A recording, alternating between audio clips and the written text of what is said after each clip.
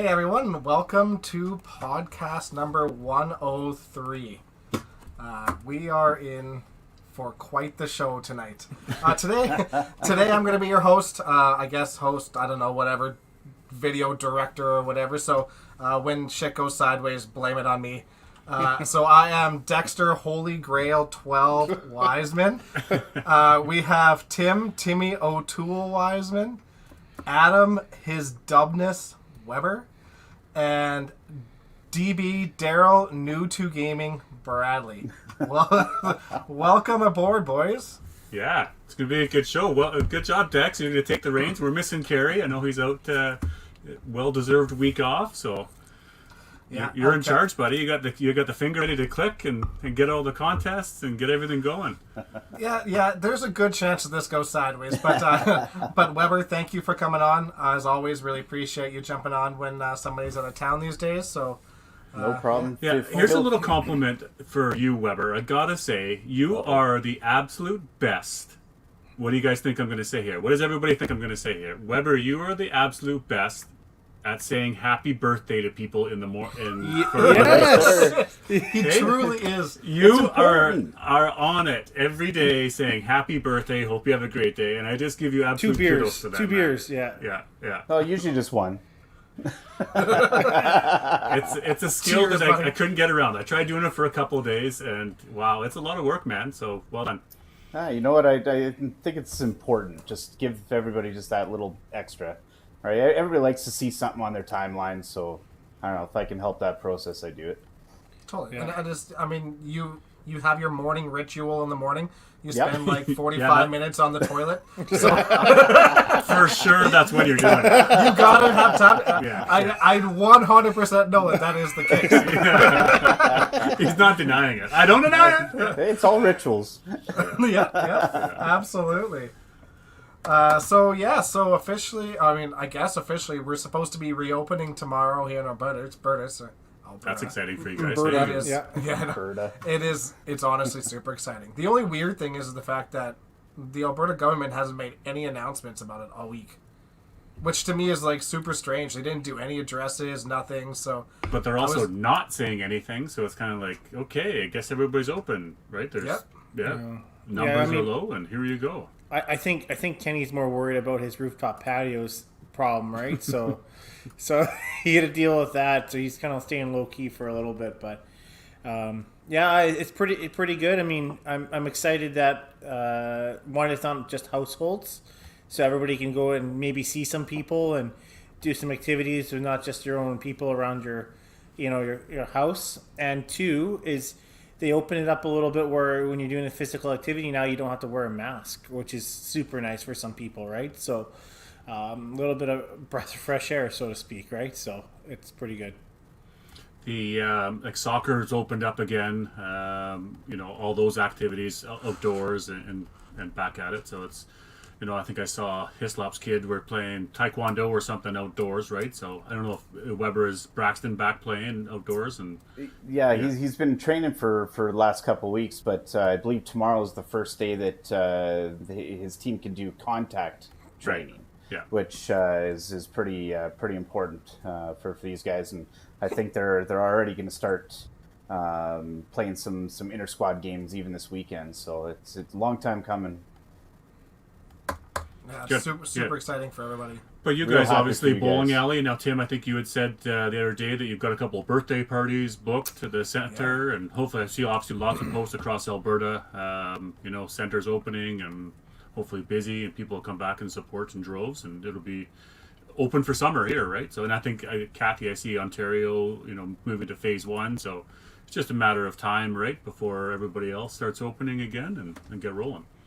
Yeah, I'm super excited about it. I mean, I think it's just a matter of time before we're all ready to go, right? So, and then they open up the borders too, I think, right? So if you're double vaccinated, you just have to take a negative test and you're good to go, no quarantine, which is even more of a bonus for a lot of it, right? So, yeah, pretty cool. Starting to move along. I just think people just need to see people. It's time. It's been so long, and again, we talked about it a little bit last week, but our Boxing Day tournament, we put it out last week. It filled both shifts immediately, and then we ended up we opened up a third shift, and it's 2/3 full, Tim, right now. Nice. Yeah. And I saw Toppler opened, did something similar, right? Yeah. And they're full again. So yeah, bowling center out there. You wanna promote something, get people in the center. Look at what these guys are doing, right? You got 2 full tournaments. So And the Leslie Sanderson Memorial Tournament as well. So that's got a lot of meeting down in Calgary. Yeah. So Absolutely. I'm really glad they're doing it, and that's what a great way of remembering her. That's awesome. Absolutely. those Winnipeg Jets fans are pretty quiet out there. I'm sure they're in mourning. I mean, they know how we feel now in Edmonton. What? That was a quick work. Yeah, I don't feel bad for them. Do you? I mean, like, no, I think Scheifele's getting traded now, I hear. So, I mean, he doesn't want to be on a losing team for a while. So, yeah, he absolutely wants out for sure. Just like McDavid, just like Matthews, they all want out. Yeah, Absolutely. Marner, everybody does. But thank God for the Oilers and the Leafs, because nobody cared about my Blues getting swept after that happened. Yeah, Yeah, didn't you're even right. notice, You're honestly. right. Nope. Yeah. The one that surprises me is like, I know the Golden Knights are a good team, but the Avs are absolutely incredible. Yeah. And the fact that they're on the brink right now blows my mind. But the Knights are a good team, and Fleury is an amazing goalie. that could be a Stanley Cup Series final though. Those two teams. Oh, absolutely, right? yeah, 100%.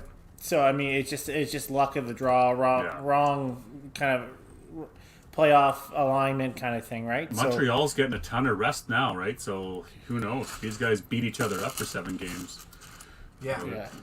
They could be pretty good. And the Islanders here, look at them, right? They're cruising even tonight. Looking at they're going to be moving on. So they got a solid team too. A lot of credit goes to Lou Lamoriello. You see these, and they got the Palmieri's and Sajaks. Like it looks just like a New Jersey Devils team. Yeah. But they're solid, man. Definitely good. I've always Terry'd said be happy. Barry Trotz is always one hell of a Yeah, coach, and for sure. anywhere he goes, he makes that team a championship. So, Yeah. I'm definitely a big Islanders fan. I think it's gonna be great. Scully seems like he's a little butthurt, and that's okay. But we'll see you guys next year, bud. Yeah. All right, so let's do a quick couple shout outs here. First of all, I'd like to thank all of our Patreon members. If anybody wants to support the 5-Pin Universe, just go to patreon.com/5pinuniverse. You can subscribe for $2 Canadian a month now. All of it goes back to help running podcasts and our upcoming streams and stuff like that. So if you guys are interested in doing that, please go to patreon.com/5pinuniverse. Also, for this month so far, we have our Alley Cat who are supplying us our drinks of the week. I'm going with the Mango Lorian, and we started bringing this into the bowling alley too. Hot Tropic. So Yeah. good. Hot Tropic tonight for me. Scone of Gold and Clamato. Of course. And as always, thank you to All Star Bowling Sales, Shelby Crest and Red Dew there. Thank you for everything that you do. They are once again sponsoring the podcast this week and giving away a draw. Same hashtag as always. Hashtag All Star Draw. I see Lenny and Seth already put his was quick on the entry draw, in. hey? So he's the first entry into the draw this week. So Nice we'll work, run Tim, that. man. We'll run their little commercial here, and then we'll get started up with their show for the day.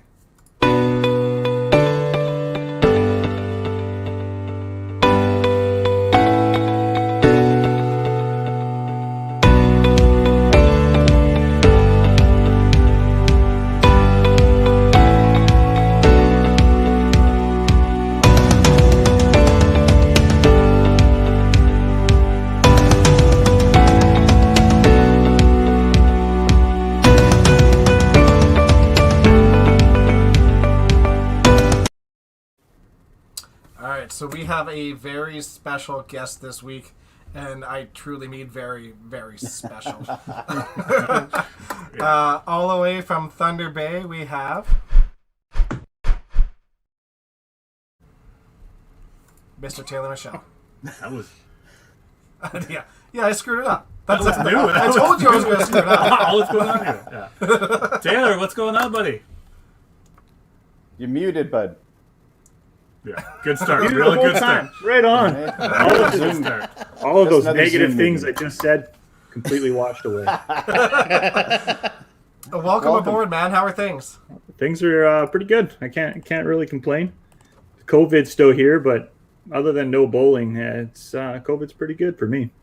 Yeah. Get to work from home, so that's a benefit. So That's awesome. What is it you do again? So for everybody out there listening.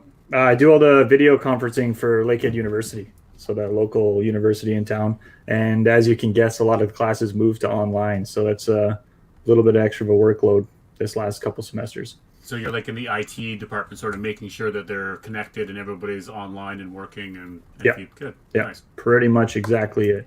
If as long as everything's working real good, you don't know that I'm doing anything at all. Right.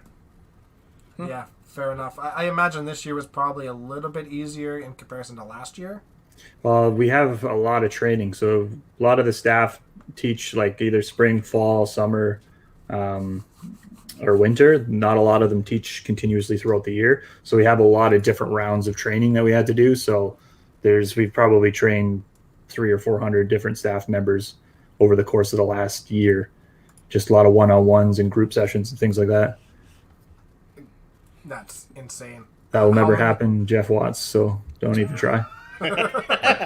We were talking earlier and saying, like, I already checked the rules, Jeff. what's the Well rules, within what's the them. policy, and it basically came down to that, anything Earmuffs. goes. Dexter's in charge. Carrie's not here to police the language, so you can say whatever you want.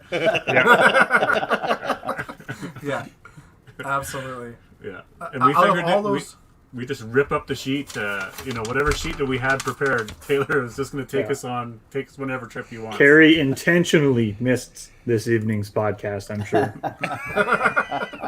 He's like, Taylor's on? Nah, I can't handle that. I'll take this week out. he's definitely the smartest one of all of us. That's for sure.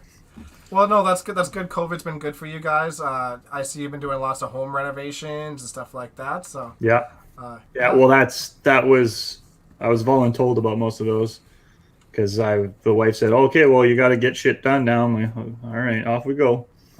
So you get shit done. good for you. Good for you.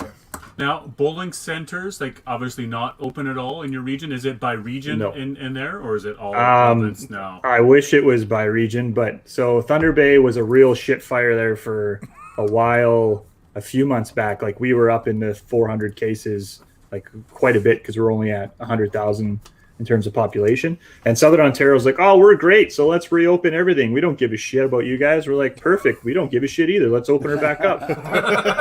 So we sort of started to reopen, but then Southern Ontario's numbers started to spike, and they're like, whoa, hang on, now everybody's got to close down, and now our numbers are back under 100, and we've been locked up fucking tits tight since January, basically. I think we were open for 2 weeks since January.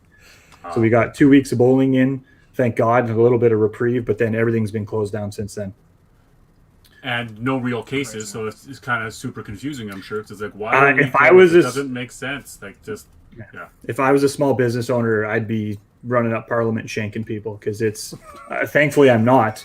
Because that would be taken as a threat if it was, but I'm not. Well, I don't own a small business, so yeah, you're safe for now. I got a pretty good stabbing arm though. Especially locally, we have a lot of restaurants, locally owned restaurants and things like that have been forced to close down and do takeout only.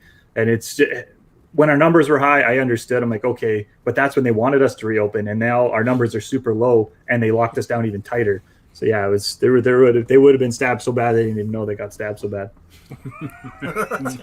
Wouldn't have had time. Yeah. You're gonna end up on a list somewhere. Oh, I'm sure I'm on them. I'm sure the FBI watches everything I Google on the internet. Yeah. We're watching everybody, Dexter. Everybody's under close watch. Hey, Ryan, I never said I would Now kill we him. I got just the said I'd vaccine. stab him. Just a little deep, a couple inches, Big nothing difference. crazy. Yeah. They can't What do you afford think the this vaccine is? They're putting in tracking devices to us, and they're already watching everything anyways. Wait, everyone carries around a mobile tracking device in their pocket all day, every day. They don't need to waste a microchip on us. We do it ourselves. Yeah. Does everybody not know that there's a microchip shortage around the world? It's not Yes. going in the vaccine. Yeah, I can't get a video card upgrade because there's no freaking silicone. Or like, what the hell?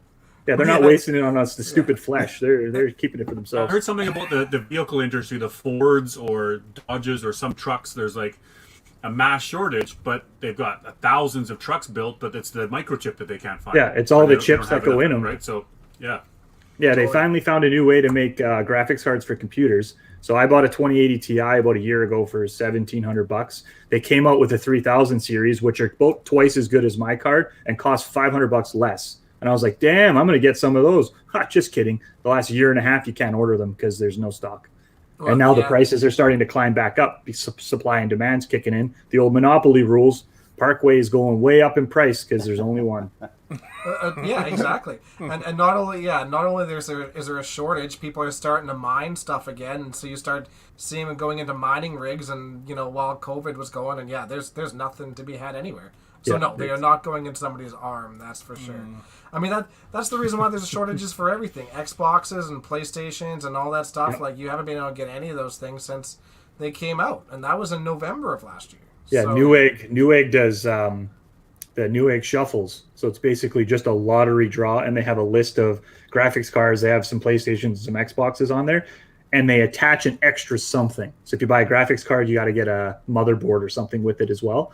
And then there's probably 1 million or 2 million people signing up for each one of those, and there's only one. And you have to buy all of whatever's in the package. So Newegg's just pumping out just random shit. They're just throwing like a pack of AA batteries on there just to make you buy them because they know you're gonna. Yeah, whatever the discontinued item is they want to get rid of. Yeah. Yeah. That's hilarious. So, I mean, I guess that's something do we want to talk about, like Taylor's gaming now, or do we want to do that later? I don't know. Bradley didn't say when he was. I didn't get No, a revised agenda, so I don't know. Yeah, what there's we're no doing. revised agenda. So- I think now's a great time. Yeah. We're flipping the script. We're not going to talk about your early days about bowling. I hear something Oh, back around in 2001. Yeah, like we're not going to lead with 2001 when you might have met the Wisemans and Yeah. suffered your first defeat to the Wisemans in a gold medal game. But we won't talk about that. Let's talk about your gaming, right? They don't even know that they've been mentally deteriorating since that day. They've just now realized it. Is that so? Yeah. Tim, It anyway. started. I got in there just a little bit, but it's been seeding, and I've been watering it over the years. We'll touch on that a little bit later, I guess, Taylor. Yeah. We're gonna touch it good. Touch it good. Yeah, we will touch on that. But yeah, you do have quite the setup in the background. I'm assuming, obviously, you got a bit of a gaming and you got the headphones. I mean, let's get into this. You're a little bit of a gamer, are you? I was gonna switch the headphones out for the earbuds because I like to be uniform, but they're super comfortable and they're loud as shit. I can't hear anything around me. Dogs barking, my wife yelling at me. Nothing. It's silence. So I stream on Twitch. John Cohen streams under Gingy. So he's another bowler that streams on Twitch as well. There's actually quite a few bowlers that I've met in the last couple of years that do some sort of streaming style gaming, which I guess makes sense. Bowling's slightly a nerdy kind of sport, so it makes sense that there's some overlap with people that do the streaming. But I got my full rig back here, custom built. Like I said before, I got 2080 Ti in there last year before the real shortage hit. I didn't do a lot of console gaming because console gaming to me was I couldn't buy the same game redone all the time. And I like too many different games that I can't buy it on one and then I need to buy it on the other. I'm like, screw it, I'll just get a computer and then eventually I can just buy them all. Because even the exclusive titles after a year or two, they come out on PC anyway. So basically, you can play whatever you want. Game Pass Ultimate. Yes. Ultimate, and you're good to go. Yeah, you get pretty much everything. You just got to get a bigger hard drive to download all the games on.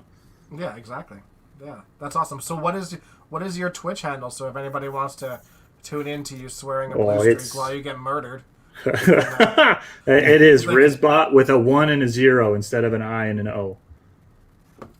If that makes sense to everyone, because somewhere there's a Rizbot that I've never met. He's probably Asian and he's probably better than me. So if you find him, give him a watch too, because he's probably pretty good. this Twitch, obviously you go live and you set it up and you got lots of people that sit and they watch you play games and you talk about what you're doing, how you're doing. Like, I'm a little bit new to this gaming sort of thing. I'm fascinated by the world of Twitch, but I don't know enough about it. So almost exactly what it is. So there's different kinds of Twitch streamers. So there's like the booby streamers who are what they sound like. They basically get as naked as they're allowed to without getting banned.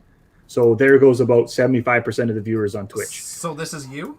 Hot tub stream. I'm gonna do a hot tub stream. I got space behind me. I'm gonna get a little kiddie pool. I'm gonna put a bikini on, and I'm gonna do one. I'll let you guys know when it runs. I bet you, what is this world? Yes. I'll bet you any amount of money in the world that will be my highest viewed stream probably ever. Because there's gonna be all those weird creepos on the internet that can be like, oh, check out this one, yeah. And I'm albino, like I am whiter than white underneath, so it's gonna be fluorescent. So there's those ones. Adam said he mentioned earlier that there's like the gambling style one, so that you kind of get that thrill and rush without having the monetary part added to it, right? So you can see somebody, betting big money, winning big money. Then there's some gamers that are exceptionally good at the game, so you watch them just because you're like, well, look at this fucking guy, he can murder everybody, and it's just fascinating to watch. And then there's my niche, which is kind of good, but say abhorrent, stupid shit the whole time. Just yelling and screaming. Maybe have some legal drugs in my system. Also, the other guy I play with, we call it getting lasered. So we just get real squinty-eyed and we go to town. And oddly enough, we play much better. I can't see 80% of my screen, but like people I'm are focusing. also wanting like you have to be good at the game to watch it too. You can't just be shitty at the game and then get killed and you're like, okay, well that was boring. Correct. Like, There's both sides of that coin. Some people watch people that are utterly terrible just to laugh see at him them. die. Yeah, Just to watch die. them get destroyed. Yeah. Yeah. So there's So that'd be me. So if I want to start a Twitch channel, that's me. Everybody. If Oh, yeah. everybody wants to watch me just get killed. yeah. It'll be like your No, new to man. gaming. it'll be your header will be come watch me get murdered, and there you go. But you used to be like incredibly good, right? But when I was younger, I played a shit ton of games, did online tournaments, won money, won some gaming like hardware as well. This is back when Twitch wasn't a thing. Like I'm dating myself because I'm getting old, but this was back before the internet had any social media or things like that. It was very privatized. You kind of had to know a guy who knew a guy to get into those kinds of things. And like my brother, actually, he ran his own server for a while for a couple of games, like Counter-Strike 1.6, TAC Ops, which was a spinoff, all first-person shooters. So stuff like that way back in the day. And when you're 12, that's all I was doing was playing video games. So like, I didn't have to work, didn't have to make sure my wife was happy. Like I just played video games and drank Pepsi. I don't know how I don't have diabetes because that's all I did for like 4 or 5 years. But you get paid for it too, and now you do. I mean, I got paid back then once in a while, but now it's a slow monetary game. Yeah, but there's some live streamers or Twitch guys that they're world famous. I mean, there's huge money into the gaming, and I think there's even a gaming World Series. Again, forgive me, but there's like there's gaming tons. Olympics, and it's like huge, like monster.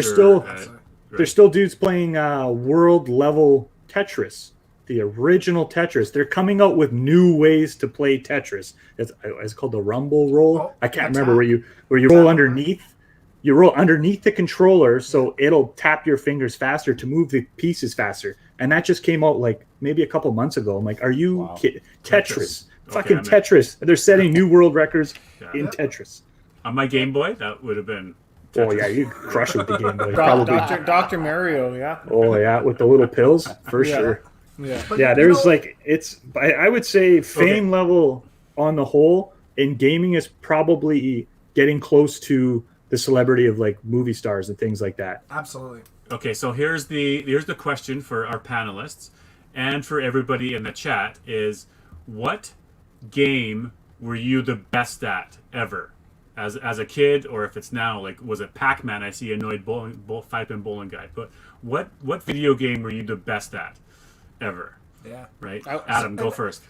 You know what? I used to crush Chris Hislop at Blades of Steel. Ooh. That's still probably my favorite all-time, Nintendo classic game. That or Contra, Super Contra. Okay. Super Contra. There you go. Tim? We used to play, honestly, we used to play a lot of Counter-Strike Source. Yeah. We used to play a ton. We used to just absolutely just kill that. Before it was Source, when it was just Counter-Strike, and then it went to Steam, and then it went to Source. Yeah, before Source. Yeah, we were just Counter-Strike, and it was huge. And we, Carrie knew, if you guys know who Ryan Allberg is, Ryan Allberg's brother Evan was big, and he got a contract, and this is before it became Twitch and stuff, and he got flown to play in Korea and Japan and Sweden and all those other places as well, right? And with all that stuff, right? And one of our guys we went to school with, Ian Bramer, he played Unreal Tournament, and he was top ranked in the world, and he got flown by NVIDIA. Yeah, you got flown everywhere with it. It was just crazy with that kind of stuff. Yeah, if you get to go play with the Asians, you've made it. Yeah. Wow. You've made it. Yeah. It's crazy, but you know what? I will always stand by the fact that I think that playing games to me will always be better than sitting down and watching movies, because at least it like keeps your brain active. But I mean, okay, so we're all bowlers, sure, but you know what? There's hand-eye coordination and all this stuff too. Sure. And like maybe it doesn't always translate to bowling, but you know, it does in a way, just keeping your hand-eye coordination sharp. And these people are absolutely super talented. And you're right, Taylor. You know, or it is at the point of like, you know, movie star level. We went to Lollapalooza in Chicago for a music festival, 4-day music festival, absolutely amazing. And in between one of the sets, or on the main stage, they had Ninja playing Fortnite against all these people while another concert was going on behind us. And it was just huge. Everyone's just out there watching them play Fortnite. It's crazy. Wow. So, yeah, it's a completely different world, but I understand why you do it, and it's super awesome. I was into the Atari days and the of course, right? Pong. Galaga, right? The Breakout or Spider Fighter, right? There's some old games here. I remember being... Man, those are time dumpsters. You can put a ton of time into those games. 8-9 years old, and I remember playing with my brother. It was Spider Fighter, and we were going at it, and he went further than me. And I remember taking a picture of it with a Polaroid camera and getting it like framed basically for him, right? Yeah. It was this monumental moment of him getting like the world record in Spider Fighter. Right? Deadly. In 1984. So I play video games with my wife all the time, like the newer ones, and I'm super competitive at anything. Doesn't matter. I want to win at whatever that is. We played Mario on the NES, and she fucking destroyed me. She made me look like an infant.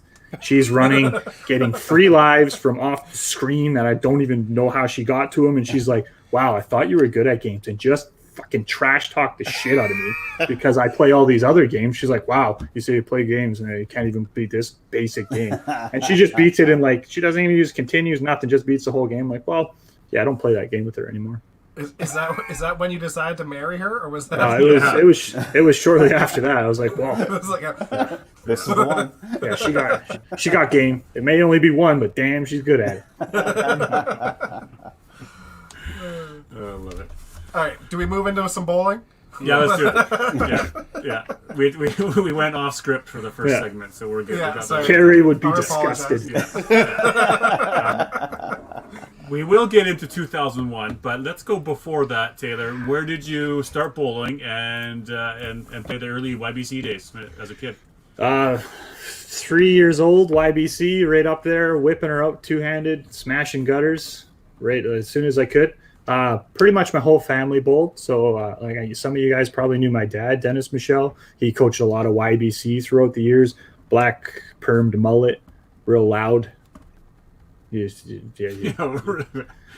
I'm pretty sure Adam probably knows him. No to see for sure. Yeah, if you saw him or heard him, you know exactly who he is. So he bowled. My brother went through YBC. My sister went through YBC. Both of them are older than I am, so that I started YBC as well. He threw the ball from the gut hard, so I basically found that form at about, I don't know, maybe 6 or 7 when I was able to actually hold the ball one hand, and I literally haven't changed my shot since. Just the same thing. So, and he coached me pretty much right through YBC, all the way up. I had him on a couple of YBC teams, but we're pretty much right through senior. I was trash at bowling. Like, I was all right, But as soon as I finished YBC, I don't know, my last growth spurt, I don't know, it hit my head hard or something. Something just clicked. I went from a 215 to 220 average bowler to out of YBC, I was around 230 at like the following couple of years, and then up into the 240s, and have been in the 250s pretty much since then. Now, what bowling center in Thunder Bay always? Yeah, always Thunder Bay. I went from playtime lanes on Red River to playtime lanes on downtown, which was Bob Taylor, and Joanne owned that one. Then I think it turned into Timber Lanes, and then eventually moved to Galaxy Lanes because those ones shut down. So I was from one side of town. Galaxy Lanes is on the far side of town. So when all of the ones on my side closed down, then I went to Galaxy and finished out my last, I think, 4 or 5 years on that side of town, maybe more. Thunder Lanes, that's what it was. There's Jeanette, she would know. You brought some crowd in with you tonight, did you? Well, there's been a few people who have talked to me and or heard me talk and like, what the fuck's that guy? It's a very 50-50 split. 50% of the people are like, I want to go talk to that guy, and the other 50% is like, I hope I never see that guy again. I think 50% is a pretty good ratio. Better than Mitch. But that's amazing at the fact that you picked out your style at like 8 or 9 and then never changed. That's incredible. I mean, Tim basically did the same thing, and you're way better. Well, we settled in a slightly different place. So he went with a lot of on the line, and I just went up the gut. So you can never go wrong with up the gut. Now, do you change your bowling ball at all? I had blue and black ones for a long time until I beat the crap out of them so bad, and then I bought a set of soft rolls from John DeGrazia. He picked them up. He had a red one and a blue one. There's too many comments to continue talking properly. I bowl good with anybody's balls. Yeah. So I got a pair of soft rolls, like first editions from John DeGraz, because he picked them up at one of the nationals. He used them twice, didn't like them, put them in his bag, and I was like, all right. So I got those off him for dirt cheap. He's like, well, nobody's using them, you can use them. So I used those ones and beat the living crap out of those ones so bad again, because you shoot for corners at 35 miles an hour, you take dings out of the ball quite a bit. And now I've settled on the Big Berthas or Cannonballs. They're soft roll ebonies. I think Lonnie's he came up and he said, where did you get those? They're in such good condition, because they only came out, I think, for 1 or 2 years. And John DeGraz again got a ball. He thought a bigger, heavier ball would do better with his form. It didn't. So he put them in his bag. They sat there for I don't know how many years. And he's like, oh, you need some new balls? Here you go. And they actually slowed down my ball speed a little bit, which for me was a little better because it kept the pins a little bit lower. So pin action went up, and then my average actually climbed a few more pins. Then I got LASIK, and then I went up like 15 pins. That's kind of cheating. Cosmetic surgery. You can actually see the spots and the pins. Well, I lost my whole mark. Every time I went down into the bottom of my approach, couldn't see the lane whatsoever. Didn't know until I could see the lane. I was like, holy shit, I couldn't see anything out there. That's interesting. Yeah. Went through the same thing. Tried glasses for, I don't know, maybe 2 weeks, and was having that issue where I could see down, and then it was like up top, you couldn't see anything out there. Ended up going to contacts, and now you can actually see what you're doing out there. It's pretty incredible. Yeah, that's so most people throw for the arrows.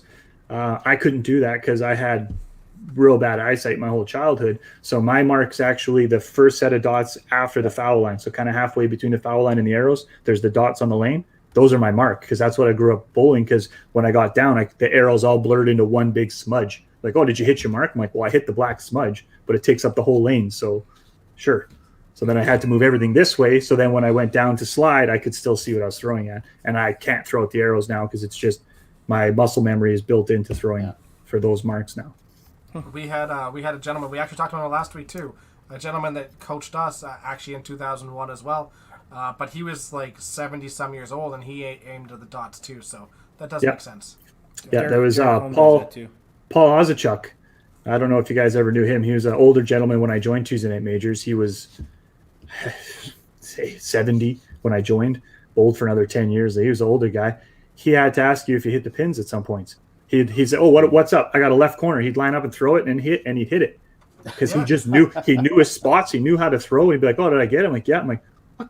I'm looking around. I don't know, maybe 16. I'm like, "What the fuck's even happening? What do you mean you can't see the pins?" And the guy's got like a 240 average. It just blew my mind.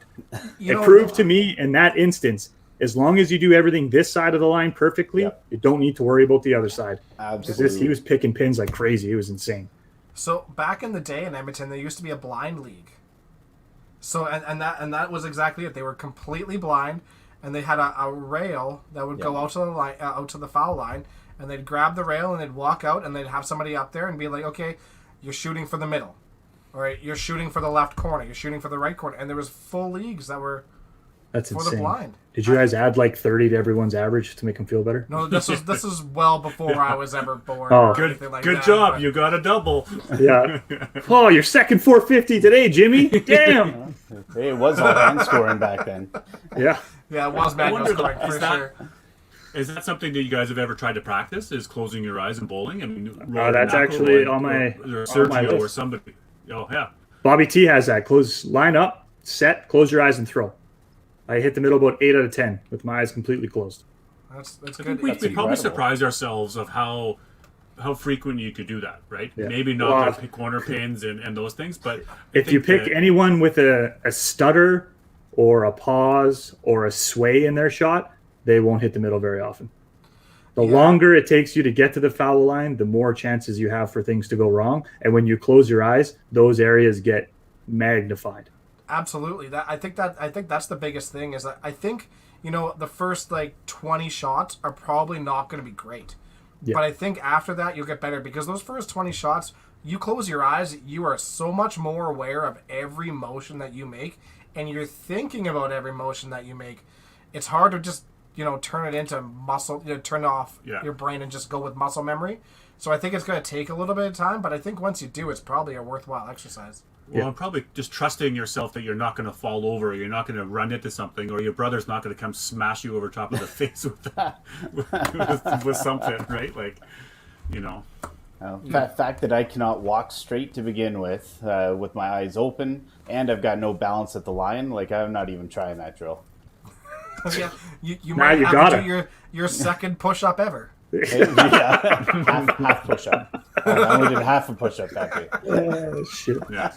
But that is something we do in our practices. We have done the close your eyes and toss drill, and usually you stand 4 or 5 inches a little further back to give yourself some room for air. Totally. That's actually awesome. Let's. Sorry, go ahead. No, Dex. after you, DB. No, I was just going to go back to. Let's talk about the 2001. So But you're gonna have to ask the Wisemans because so we I know talked I was about there. Tim brought it up earlier and saying just wanted to remind you, Taylor, about when we met. So go ahead, Timmy. To be honest with you, I actually forgot that we met. I actually knew Danny more, and then I actually looked. I forgot to take the photo down on the wall because actually in the back of Sure Bull, they have a picture with Northern Ontario on our collage, and a geeky Taylor with his glasses and his buzz cut on there. I should have put. Oh, it my on head the- is just fucking round. Yeah, he looked kind of like a tool, but I actually forgot he was on the team. I mean, so until I looked at the stats, I was like, "Who's that loser?" And I was like, "Oh, that was Taylor." So, but we actually did meet Taylor in 2001. But long story short, 20 years. It's been a long time, Taylor. Yeah, that's like as I said earlier, you're asking about some of the stats for when were you here, when were you there, and I'm like, you got to look those up, man, because like I can't even remember where nationals were last year or however many years ago we had a nationals. I'd have to actually sit and think about it to tell you where they were.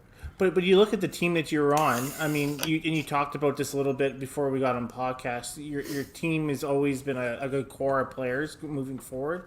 I know Daniel Moore moved out of Calgary and he hasn't bowled, but Daniel Moore was a pretty good player back then too, right? I mean, and he made a huge challenge out of Alberta, and he kind of went off the face of the planet. But that's how I knew Daniel. But then you had Matt Shanowski. Yeah, Yep.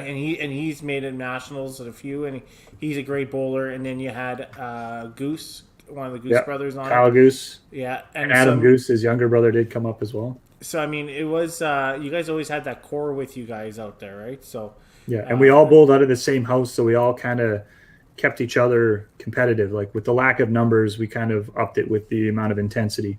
And for some people, it kind of was a negative effect because you had like Tommy Mick don't give a shit, just wants to go out and bowl, and then you have him in between me and Dan just going ape shit for regular league, right? Probably gave some people a little bit of a negative rub, but we brought an intensity level to everything we did in hopes of, polish the sword and make it better. Yep, yeah. You're absolutely right. Having those core people to build off of. I mean, Tim, you and I, we were super lucky when we were in YBC too, with us, having like the same core between Nick Abdemeritz and William Sutherland and Marty Luolpa and Marku Luolpa, and Matt Cole and all these people that. Derek Gall later on too, right? Yeah, Derek Gall, exactly. We had like a solid six people that we were always constantly competing against every week, and when somebody would make that next step, everybody else would just try to like make that next step immediately too, right? So it was definitely a huge benefit in that aspect, absolutely. But that's probably something though, Taylor, like you guys would have been forced to do in Thunder Bay because of the small numbers that you would have had overall. That if there's a core group of you guys, if we want to make something of this, we got to keep pushing, and we're going to be the ones together for time. It's not like you have 1,000 people that next year you're going to have a dozen more people come up, right? This is what we got here, folks. So push each other to get better. Is that sort of the feeling amongst most people, like you said? Yeah, I kind of got into the game just after the previous generation, like John DeGrazia, Greg's dad. There was a group of them, the older gentlemen, that were all very high caliber bowlers. And as I was getting into that competitive field, most of them were starting to fall out. So we kind of had a little bit of lackluster there, like for provincials and things like that for our opens teams, because we had a few young guys, and then a few of the older guys didn't really, not a lot of traction hit there. But then we had those older guys kind of spur the younger guys on, like, all right, come on, we want to do something to get out practice, get going. And then, just like you said, that's when everybody started saying, oh, look, so-and-so did this. I'm going to go. I want to push that. I want to make that. I want to beat whatever that score was or compete at that level. So then it all kind of built on the building blocks from there on out. And now we have probably the same, like myself, Greg, Dan Taylor, Wes Swallick, John Wilcott. Like we have a pretty good core that's going to be sort of the kind of cornerstone of whatever kind of team we throw together. Which sounds like you just listed the roster for the Pro Team League, isn't it? Yeah. I dug deep, and by that I mean picked the only people who are like, hey, you want to bowl in Pro League? And they're like, fuck yeah, we do. Boom, done. Everyone else is like, Pro League, get out of here. I'm like, we don't want you anyway. You've mentioned a couple times, obviously, John DeGrazia was a bit older, and you got some bowling balls. Now, remind me, Greg's younger than you, obviously. Yeah. And so they would have been good as youth bowlers, but started then coming up into the adult once you. How many years younger is Greg in the crew then? I think he's only 2. Oh, okay. So it wasn't like there was a 7-year gap waiting for him to come up. It's just a couple. It was years basically every time we rotated from like a junior to a senior and out. He was just kind of a little bit behind on that. And then we got a year of reprieve without having to deal with Greg fucking smashing everybody's assholes in. And then Greg's back in our division again. Fucking get the lube up. Let's go. Because as I'm sure you all know, Greg was phenomenal coming through the YBC. Just crushed everyone, and did so with that look of dissatisfaction on his face always. And that kind of made it worse. Like, oh yeah, I just bowled a 970. Like as a kid, that's your high triple. Like, yeah, I did it. Oh, I lost by 20 because Greg bowled a 990. Oh, that's his fourth worst triple. It's like, oh, for fuck's sakes. And he looks like he doesn't care. Yeah, just dissatisfied always, right? His whole face was just like, oh, I guess I'm good. I guess I get to go home now. It's like, oh, okay. That's awesome.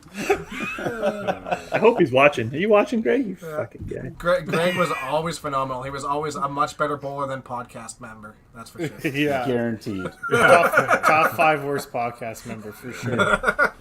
He's gone. He's been going. He is. There he is. Fucking yeah. Yeah. Oh, now we know he's here. I've got to It was stir a really good interview too. We talked about that for a real good interview for the tour finals. Yeah. Yeah. JB said you were full of energy in life.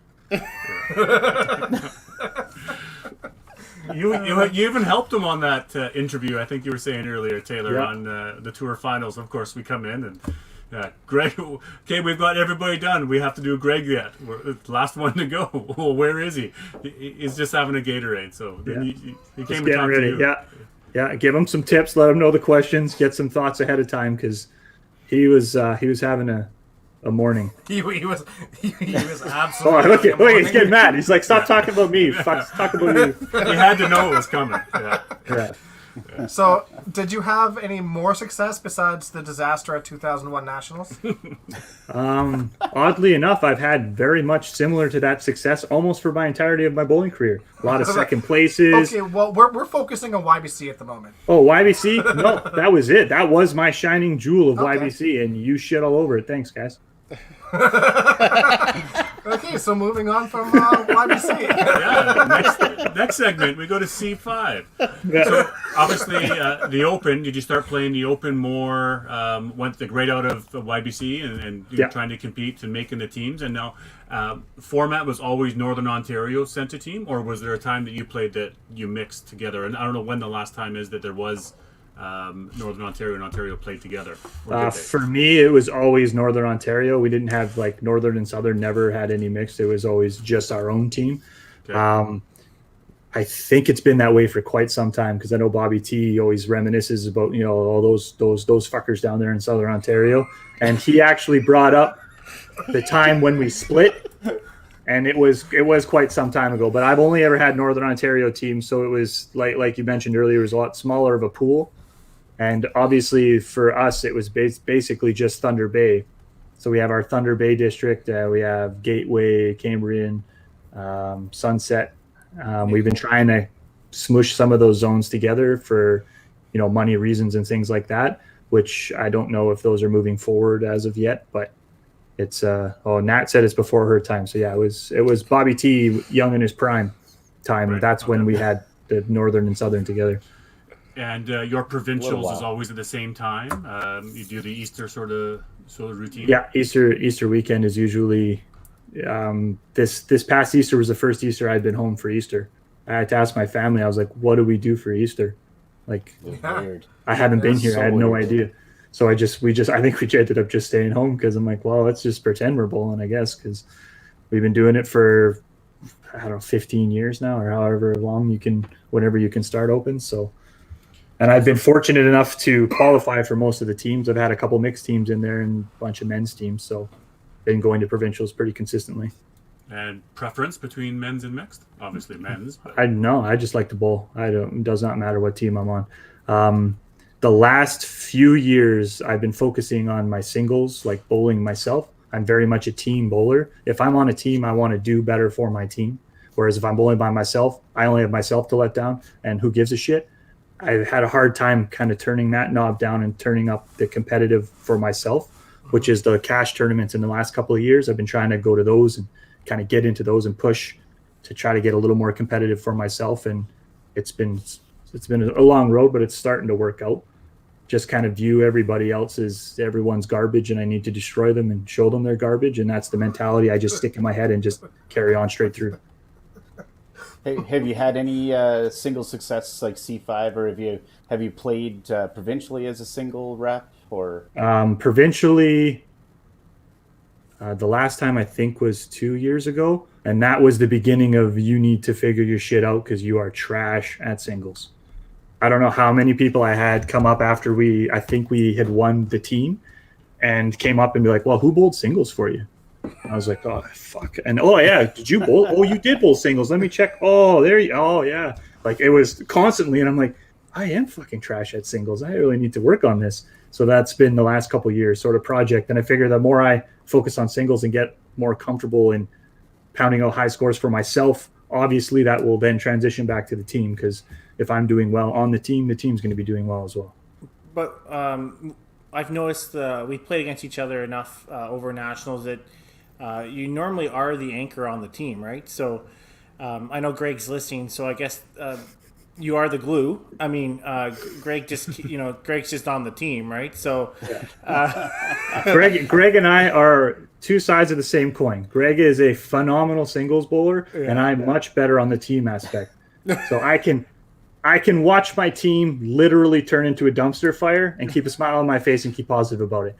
Greg, on the other hand, maybe needs to do a little walk and cool down, think to himself, maybe have a water, and then come back to the fire. He needs to bring it like a prescription of Valium in case the team turns. So Greg's more the leadoff bowler, and you're the anchor. Is that how that works? I think in the past few years we've been 3-4, or actually Greg's been coming off the bench because apparently it mindfucks a lot of teams when you go to bowl us and Greg's starting on the bench, and they're like, "Oh, okay, well we better not bowl too good because they're going to pull whoever we're beating and put Greg in, and then he's going to shit on our face." Okay, So, but He was an anchor last couple or 2 years ago. That last game, I remember.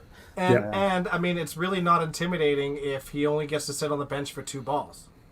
Well, yeah, that's a very different scenario. do you want to bring up that scenario back in 2019? The poll? The master pull. Yeah. Okay. Yeah. Well, we can discuss that. Yeah. So that team. We'll just start off with the fact that we were with that team in a medal match. Should we bring Greg on?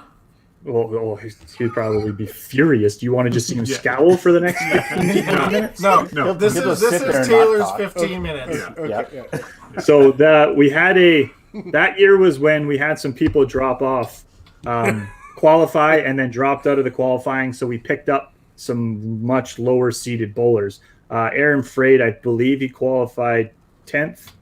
I don't know if Greg and Sam, you want to figure out the number. I'm pretty sure he was 10th, so we had somebody drop off. So he was our 10th qualifier. So he was below the mixed team, got bumped up to the men's.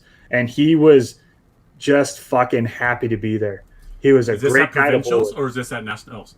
This was provincial. So this was our zone round, the qualifying. So we had him in provincials. So he was 11th or 12th. Oh, yeah. So he was deep in the roster. So he was way down there.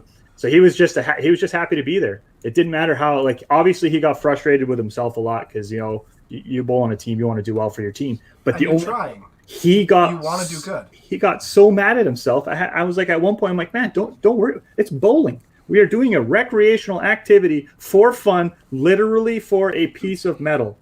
We're not winning money. We're not saving lives. Just take a breath, buddy. Relax. But he'd get real worked up, and going into that match that Tim mentioned was it the silver bronze? It was a 2-3. Silver bronze match, and he asked Bob how come my name's on the board? He didn't expect to play, and he got up there first frame, and he was just vibrating. He was literally a vibrator out there. I don't know how he held onto his ball. I don't even know how he hit pins. I just wanted him to stay standing. He threw the first ball. I think he took the left deuce. He throws with a bit of a 10-pin style hook. Took the left deuce. I'm like, all right, that's, you laid it down. You'll be all right. He went up there and just shook, got the right deuce, and then he turned around and did the double hand hair pull. What am I doing? And I did that once. It didn't turn out well. Yeah. You can only do it so many times. So, and I believe I'm supposed to mention the fact that Tyson can't read a fucking calendar, because this was the year Tyson qualifies for Opens and goes and fucking sails a pirate ship or whatever the fuck he was doing. So he booked a trip for the same weekend that we've bowled Opens on since Bobby T had a 250 average and somehow didn't know how to set the dates up. There you go, Tyson. Suck on that. You don't even live here anymore. We're going to have to put a serious disclaimer on this podcast. Yeah. I assumed there was going to be at least a 10-minute delay, and Carrie was just going to be in the back bleeping. He's on camping. You're on your own. Yeah, He'll hear about it in a couple of days, and they're like, oh. Okay. 17 of his Patreons have pulled their subscription. What is this? Sorry, Carrie. So after 2 balls, he got pulled before the 3rd ball. Before the 3rd ball, yeah. Greg went in, or was Greg? No, Greg was already in at this point. I think Phil Mayo was on the bench, so Phil went in for Aaron, and I think together they bowled a $170. and Frades put a whole 4 points into that $170.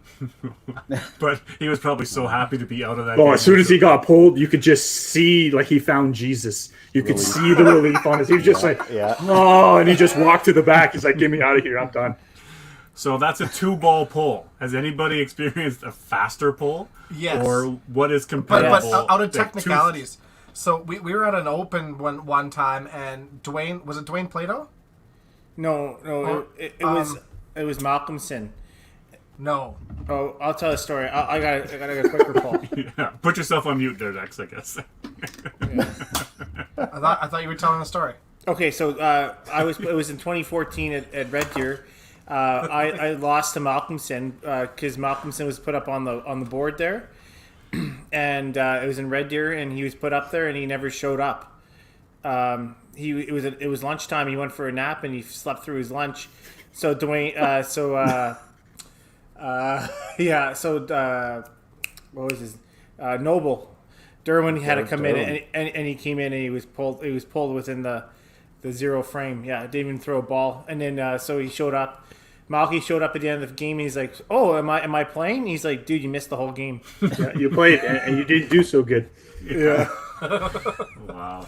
Yeah, the no ball pull, but that's just a technicality. I've never seen actual. Yeah. But you know what? I feel for the guy. I mean, I understand the nerves. Like that's, you don't want to let anybody down. It's the biggest stage there is for the game. And it's a situation that he clearly wasn't used to being in. So I feel for the guy, but it's I mean that's a record. That's how she goes, and it's going to be tough to beat that one. I'm pretty sure that I was pulled in the 3rd frame of the national gold medals when we won our gold in the first, and we lost the first game, and then we won the second. And I busted my hand on the wall and tried to throw 2 balls, and it was just bad.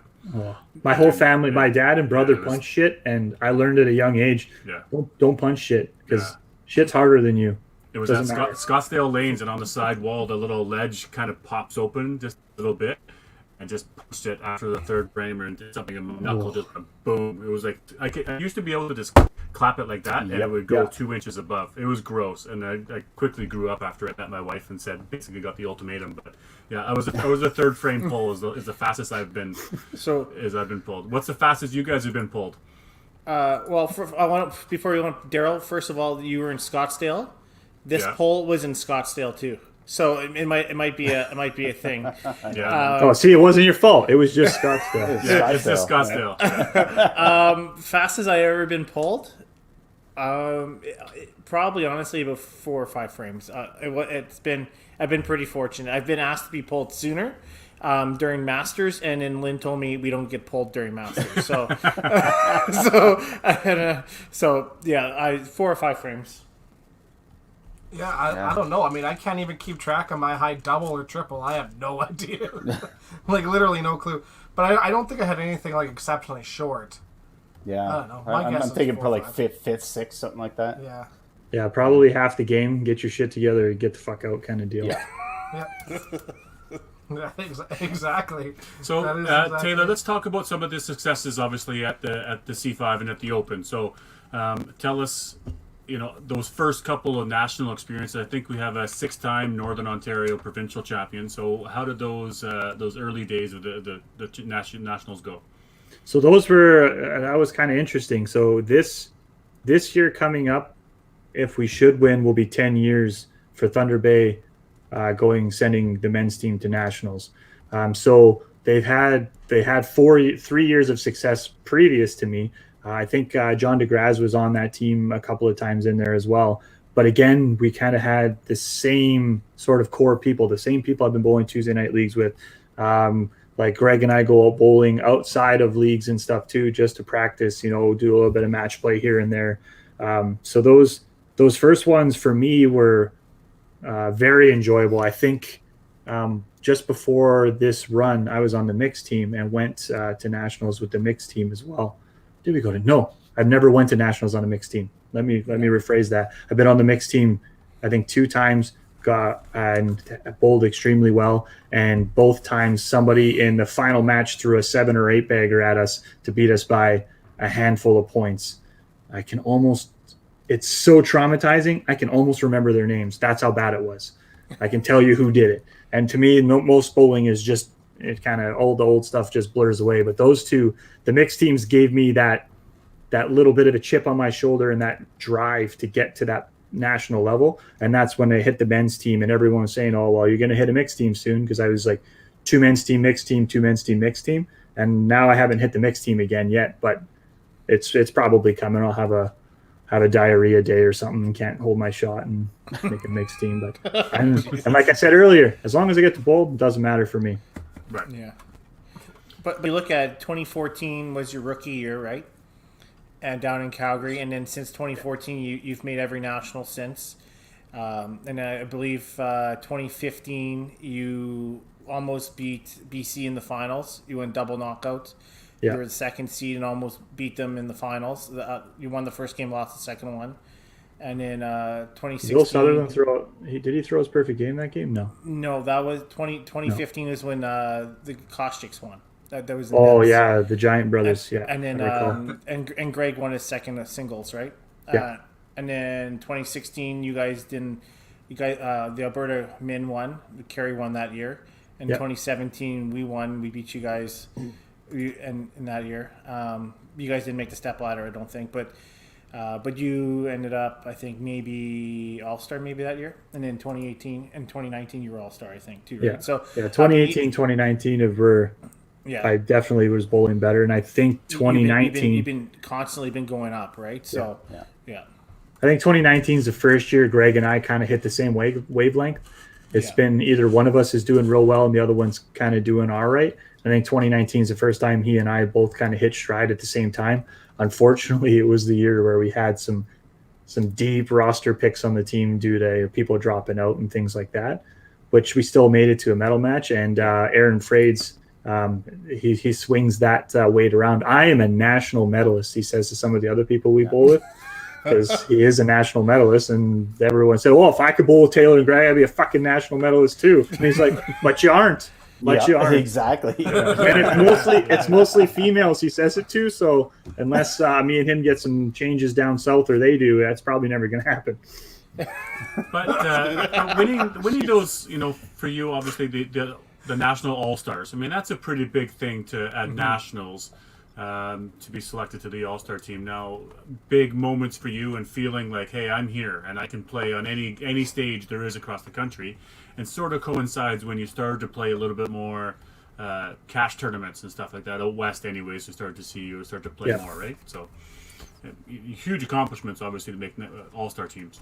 Yeah, it was nice to make the all-star team. Like being up there getting medals for a couple of years, meeting some of these guys, some of the same people that are there have been going there for 10, 15 years before you, kind of getting recognized. I also have the bad habit of people remembering me for different reasons outside of bowling, but I'm fine with that as well. As long as they remember me, that doesn't matter. Maybe eventually they'll figure out I bowl too. But getting some medals, being up on the stage, and then being up there for the All-Stars, kind of, it sort of gives you that little bit extra drive. All right, we're making some waves. We're getting some medals. People are, you're seeing some of the same people are competing at the same level. So then it's just, the next step, getting the team there, getting there in singles, and doing something on my own. Nice. Just Did you ever pushes play that belief Masters? factor. What was that, Al? Sorry, it just pushes the belief factor. Yeah. Right. Next year you come back and like DB was saying, you start playing all these cash tournaments because all of a sudden the confidence is rolling. Why wouldn't you go play cash tournaments? Yeah. You can compete at that top level. Well, we'll do Masters before we hit cash because I know we got an agenda and I'll stick to it correctly. No, I do not do Masters at all. Okay. For us, Masters is structured differently where we have to bowl a set amount of tournaments with the kids kind of deal. And I don't know if you've heard me talk. Oh, hello. This is Daryl back there.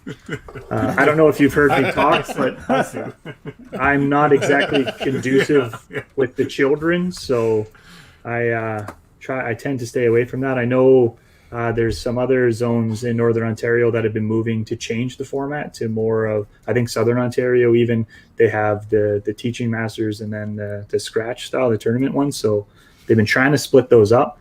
We haven't had any success in it yet, but if that does come around, I'm sure you'll see some some new faces on the Northern Ontario Masters team. Right. So yeah, they'll switch over to cash events and cash tournaments. Now, seeing the resume, obviously 2017 and 2019 Dryden Open champion. What's that tournament all about? That tournament is a test of endurance, to say the least. So it's in Timber Lanes in Dryden, Arnie Center, great center. Daryl, yes, right. Daryl, his son, runs it now. We go there Friday afternoon and drink until Monday afternoon. So and we bowl 8-game qualifiers for that one. It's handicap, and you have some people in there that are ripping 100 handicap a game at you. So like it's a very different scenario where you got to bowl against one of these guys. You're like, oh, that guy can throw 7-bagger at you at any time. While somebody with 160 handicap throws a double at you, you're in fucking trouble.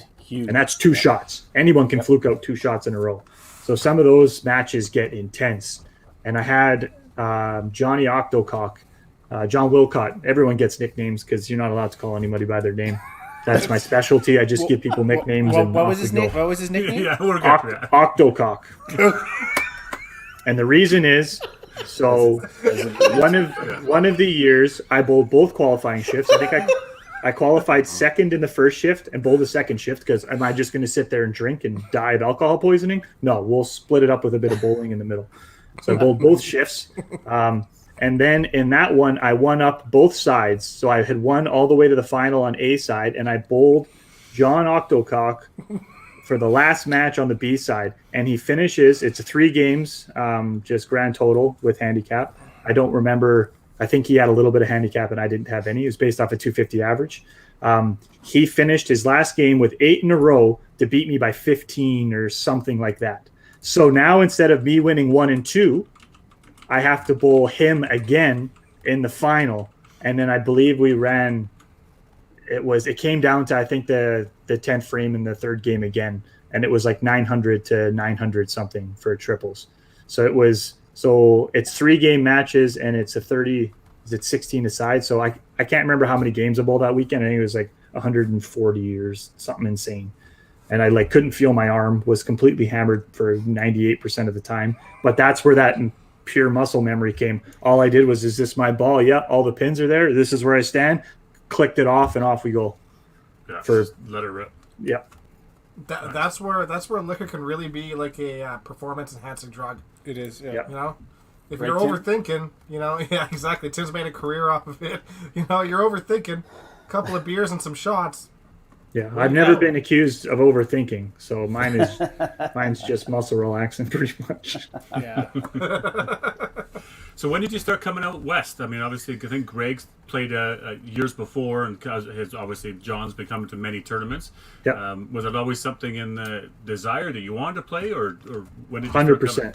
Yeah. It was basically the last couple of years. So I've been in my job that I'm in now for 10 years. So I got that extra week of vacation. So it was sort of the vacation days were there, a little bit of, financial stability to be able to book some flights, go do some tournaments, things like that. I did Red Deer a couple of times. I think I'm at 100% qualification rate for out west cash tournaments. I don't think I've ever gone to one and not qualified for it yet. Some of them, like this last one, get real tight, clenching the butt cheeks, making it by 1. I watched one guy miss 2 corners in this past one to not beat me, and then he ended up being the bubble boy. So it's and I bowl, I don't know how many shifts. I bowl as many shifts as necessary to qualify. I will bowl all the shifts. I don't have that mentality where, if I bowl bad the first one, then I'm gonna brain fuck myself for the rest. Nah, I'll bowl every day, all the games I can bowl until I figure it out. That's a good attitude. Honestly, you look at people like Tim. Tim was like, I'll never bowl a 3rd shift.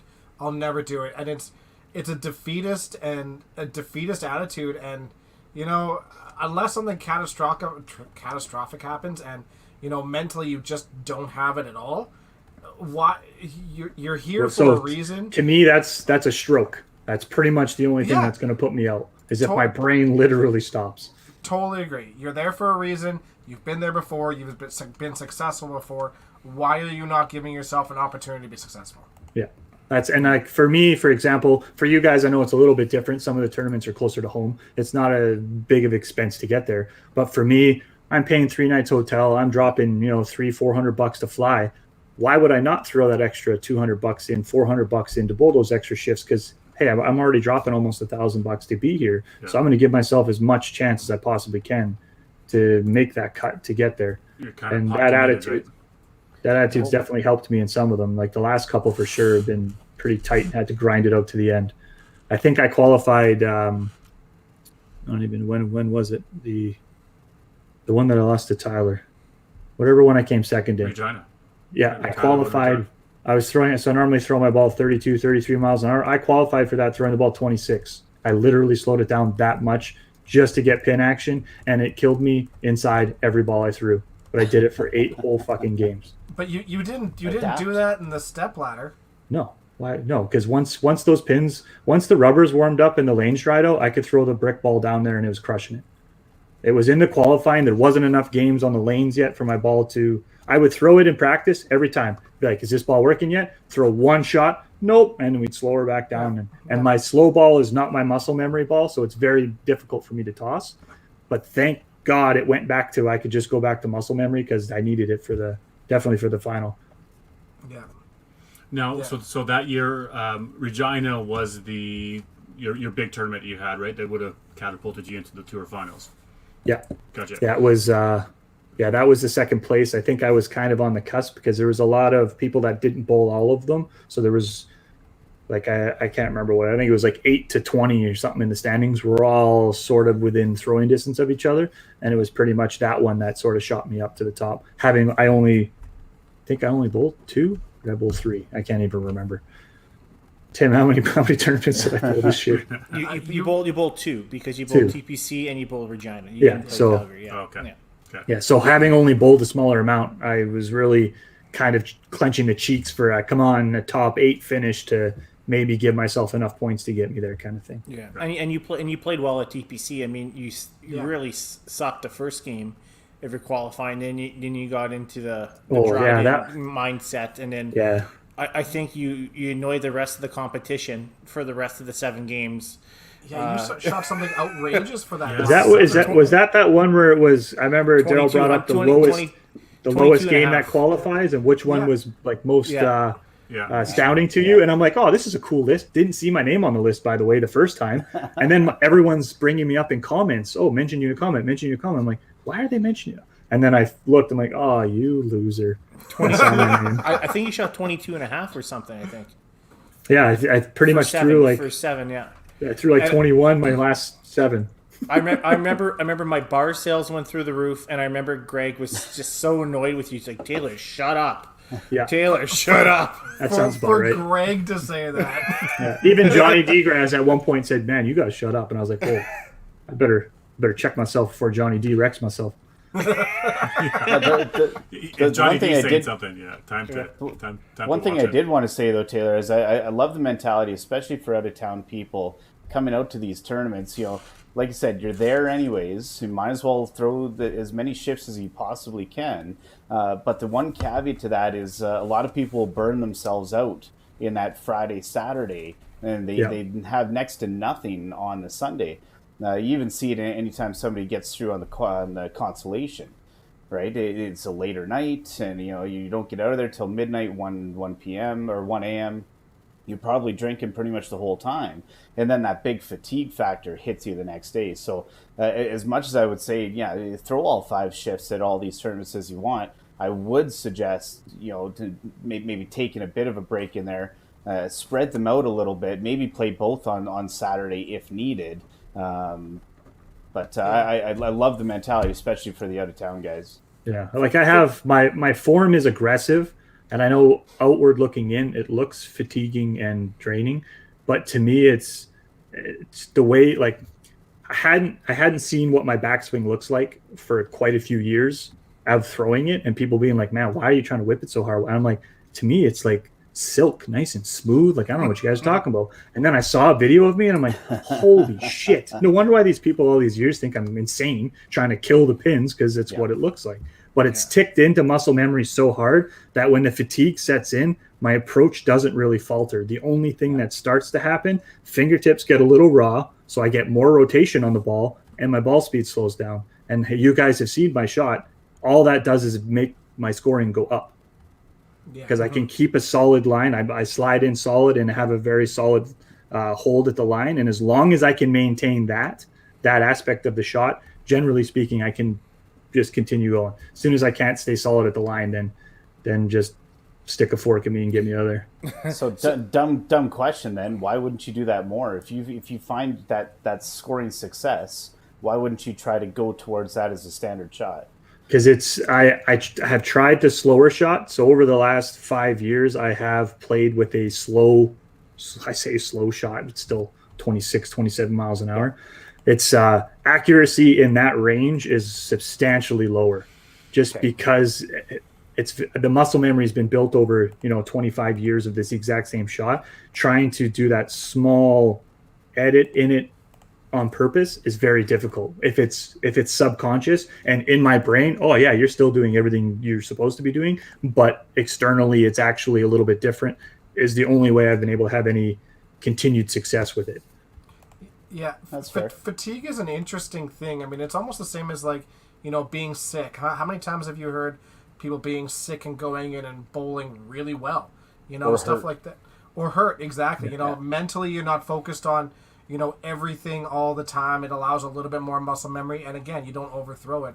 I mean, even for TPC for me, like the last time we had TPC, and finishing runner up, TPC is the longest weekend of the year for me. I get basically no sleep. I get maybe 7 hours of sleep in 4 days total, right? But if you can go out there and you can still throw your shot relatively well, and not overthrow it and definitely not overthink it, then there's almost a bit of an advantage there if you can harness it. Yeah. So fatigue, when you guys talk about fatigue, I have no fatigue in the upper body at all. I have fatigue in my legs. That's the Because only you fatigue stand that there and shake them for an hour. No, but I mean, like it's the driving of the line, right, and your aggressiveness at the line. Yeah. I have nothing on the upper body. So when it comes to ball speed or finish or anything like that, that's the only fatigue I have, and that's what I struggle with. So I get it in my back and hips for sure. Yeah, just bending over and like my right hamstring and my glutes probably, right? So if I could figure out a way to not fatigue that, I think I could probably go a little bit better in a tournament. I mean, maybe lose weight, but I mean I'm not debating. Yeah, let's not get crazy here. Just get a better slider or something. You'll be fine. But realistically, even worse than that physical fatigue is the mental fatigue, right? You're playing these massive tournaments. There's a lot on the line. We definitely put more on our brain during these tournaments than we probably should, right? And now all of a sudden you're playing an extra shift or an extra 2 shifts, right? That it just compounds as the weekend goes on. And then at that point, if you are struggling, your brain isn't connecting with your body to make those moves, to try things to get you back on the right track. Yeah, I have mental fortitude in the agenda, because I would also like to approach that topic, because it's a varying level of success for varying people, and varying people must do different things to achieve it. Yeah. So it's why don't we go there then, Taylor? Yeah. Are we not going to talk about his tour final stuff? Dex wants to talk about the tour finals. Well, I just want to talk about that after you said that back in 2001 you've been slowly eating at planting a seed. Yeah. Oh yeah. But living rent free right here. That's right. But you do. You're right. You own a WCBT record. You do. You own a record. You are the first person to ever go 0-10. Yep, I was the first person to take it, and mine was a lot more. I don't know the appropriate way to say this. Oh yeah, you're worried about that, yeah. Than the rest of them were, because I believe there was there 2 more 0-10s. There was one right after. So mine was a lot more of sandpaper, just inside shredded kind of a loss. So for our audio listeners, he took a fist and he just pounded his other fist. Yeah, I shoved the fist through a very small before and a very wide after. Why was that? What happened? How was that tour experience? The tour experience for me personally was phenomenal. I loved as weird as it would be to say that, I like that part. Being a part of that and having that kind of memorable experience, that's something I won't forget. I often forget other instances, matches, I need to pick this corner to win kind of thing, and then you do. Those kind of things, they're in there, but you don't remember them. That will be memorable until I smoke enough drugs and those brain cells die. Because that was that whole scenario for me, the final televised event with the intros and the interviews, that kind of made me feel like hey, I'm a real bowler now. As much as many of us would rather pick hockey or golf to be that on that level, at least the one that I really enjoy, I am at that level, and it kind of solidified that success for me to be a part of something at that caliber with that much production value, and I know there's that much interest in it from the community. And obviously you played Dexter first match, which tough draw first match. Obviously Dexter being at home. Second match. Right. I got to win one thanks to who did you play first match? The Elders fellow that I can't remember his name. Cummings. Oh, Steve Cummings. Yeah. Right. Yeah. He wasn't elder. He was just the older guy. Right. Sorry, any older people listening. That wasn't an ageist thing. It's just that's how I remember him. Right. And then you played Dexter, and we all know Dexter ripped a 10 bag at me and told me to have a safe drive home. Yeah, 8-second bull ride that Dexter. Yeah, and that's we made a beer on that game. I was good with it. We did, yeah. Carrie's not here, so it will be less of a sore spot. But Katie looked at us before that match and said, if we can complete that match in under 11 and a half minutes, that she would buy us both a beer. And we instantly both said, done. We knew. I'm like, even if we throw 12 head pins each, I think we could do it in 10. Taylor is just as fast as I am, and we just motor. And then like Taylor, like you bowled great. You shot 300, right?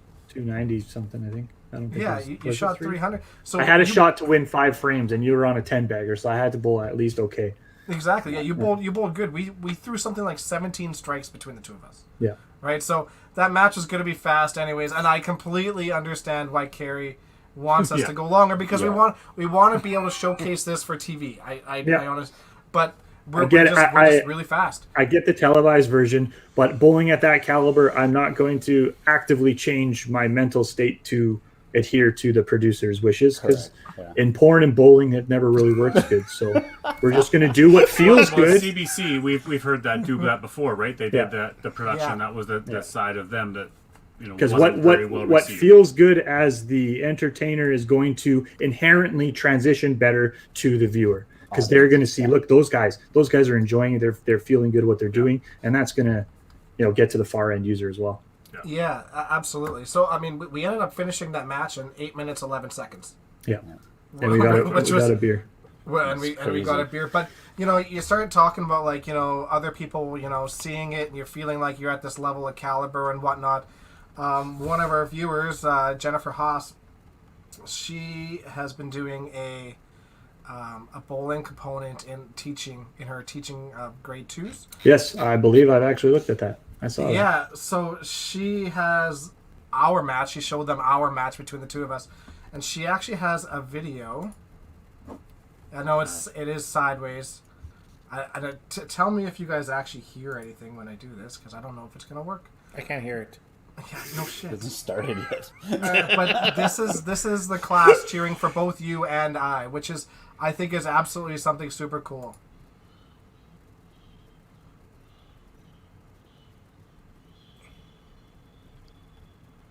No, she lied to me. That was just cheering for me. You can hear it. You can hear it faintly. Oh yeah. Okay. Yeah. You can hear it faintly. It doesn't matter. She lied to me. It was just cheering for me, so that's fine anyway.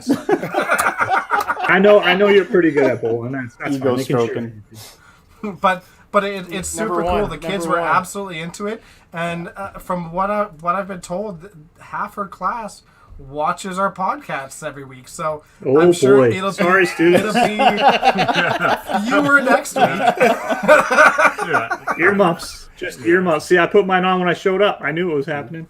PG-13 disclaimer. Yeah.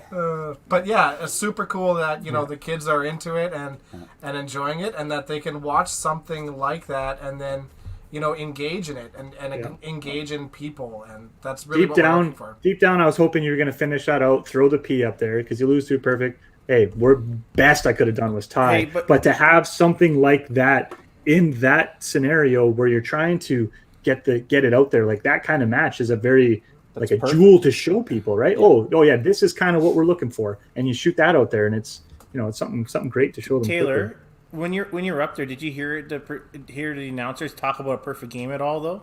No. Okay, I don't. Maybe. No, that was my mistake.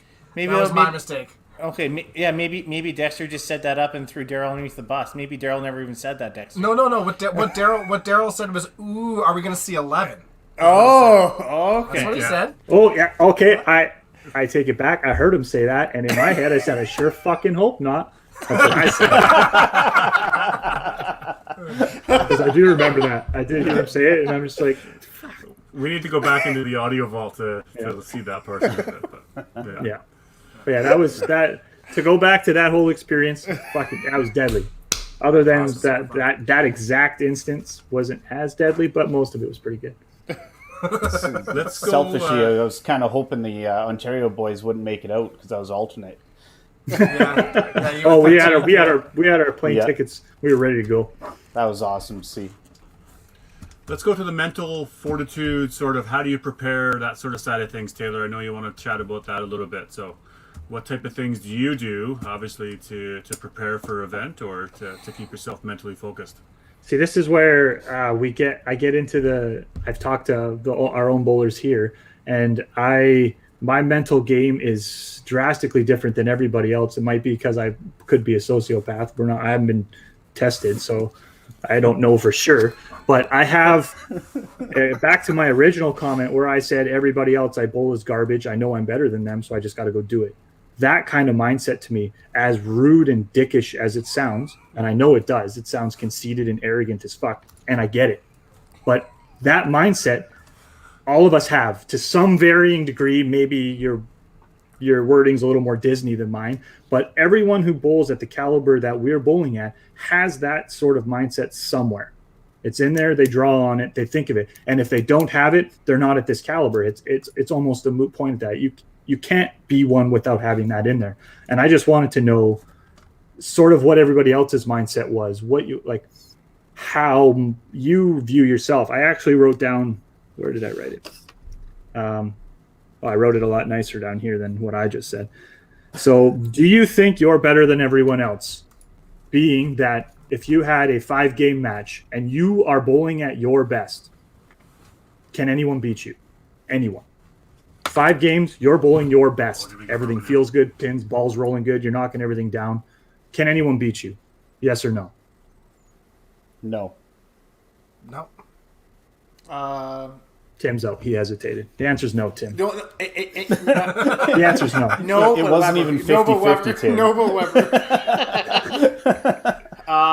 No, yeah. Yeah. So it was just That's so convincing. It's that style of mindset that I just wonder if other people think that way. And I know mine's a little more crude and harsh, but that's how I need to put the competitors so far below me that it's not even a second thought, right? That you're going out there and you're going to do well. You're going to beat these people, and you have to think of yourself as the best. In order to beat the best, you got to be the best, right? Or inverted that, to be the best, you must beat the best. But I don't think of it like that, because that's already putting someone above you, and that's not my mental game, which personally for me, in long term, like you're saying, Adam, bowling that many shifts, maybe bowling your first shift and you bowl atrocious. To me, as soon as that first shift is gone, boom, you cut that out, we're done. We're moving to the second shift. The first shift, other than how was I sliding, how was I throwing, how was my ball affecting the pins, that's all I'm pulling from the first shift to better it and improve on it moving forward. Not the negative parts, the things that I did wrong, the things that weren't working. And that's another one of the questions that I have here that I'll leave for the Q. I might as well ask it now. It's all sort of the same thing. So you throw a shot, you missed your mark, you missed your mark. What do you say in your head? Is it, I missed my mark? Or do you say the thing that's the positive engagement to fix that error? So, oh, I missed my mark, or oh, I need to throw it out more, or oh, I need to get a little more lift, or oh, I need to slide, solid at the line. What's your thought process on that? What was the result? Miss, plow, Miss. miss, Yeah. miss. Changes nothing. I go back there to throw a ball. Yeah. Plow. I start thinking. Correct. The very first plow, you're immediately thinking.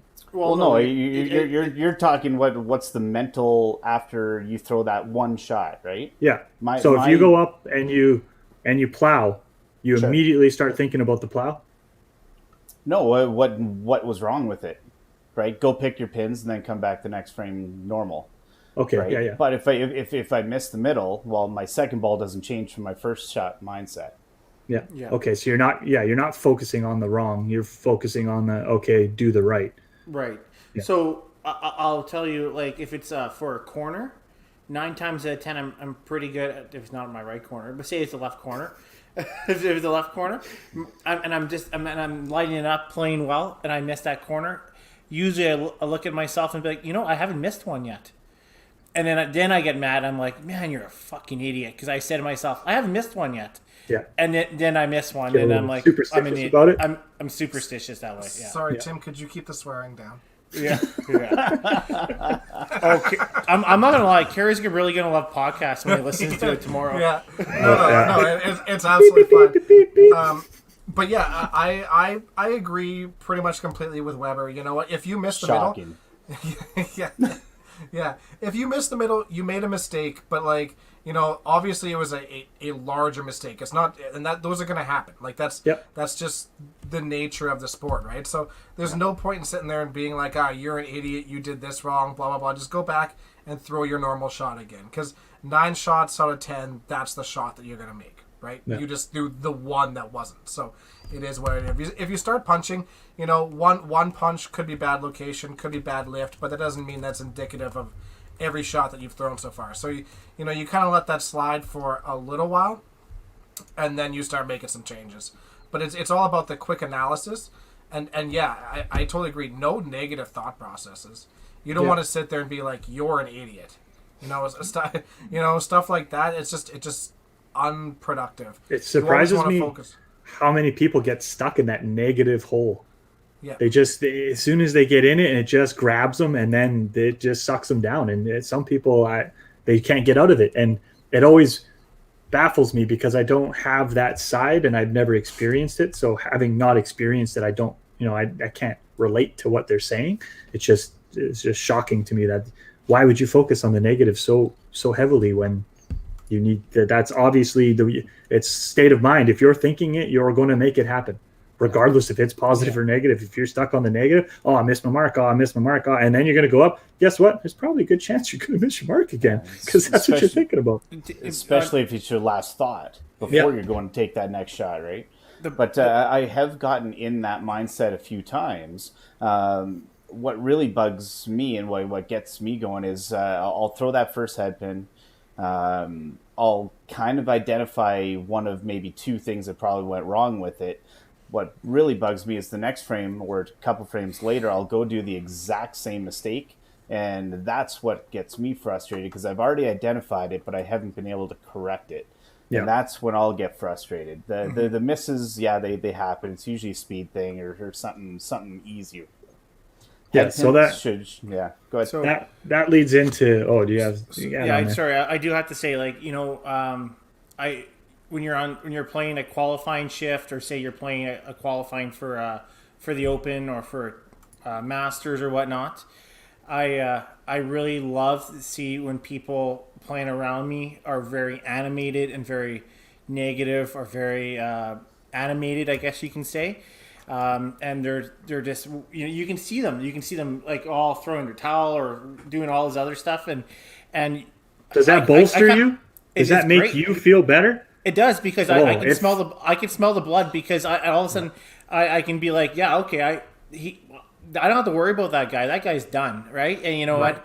That next one, whatever, see you later, right? And it's like for us who play at a higher level or us who've been the next level for a while, right? For us, you act professional. You've been there, done that, and I'm perfectly okay with that. Like, you can act the way you want to act, but if we're gonna get to be that state, you go and you take your walk, or you take your spot, Yeah. or you figure it out, right? If you got to that point, you've gone too far, right? So that's Taylor's how I look at it. comments about like wanting to be, or knowing that nobody can beat you. When people start acting like that, it automatically throws you into that mindset. Yeah. The second they start acting like that and it looks like they're mentally done, all of a sudden it empowers you and you're like, no, that you are feels not beating me now. that fuels my ginger soul when I see that. I'll tell you what. I don't know how many times I've looked at Adam when his shoe's sticking, and in my insides are just giggle with joy. Just like, look at this fucking dummy.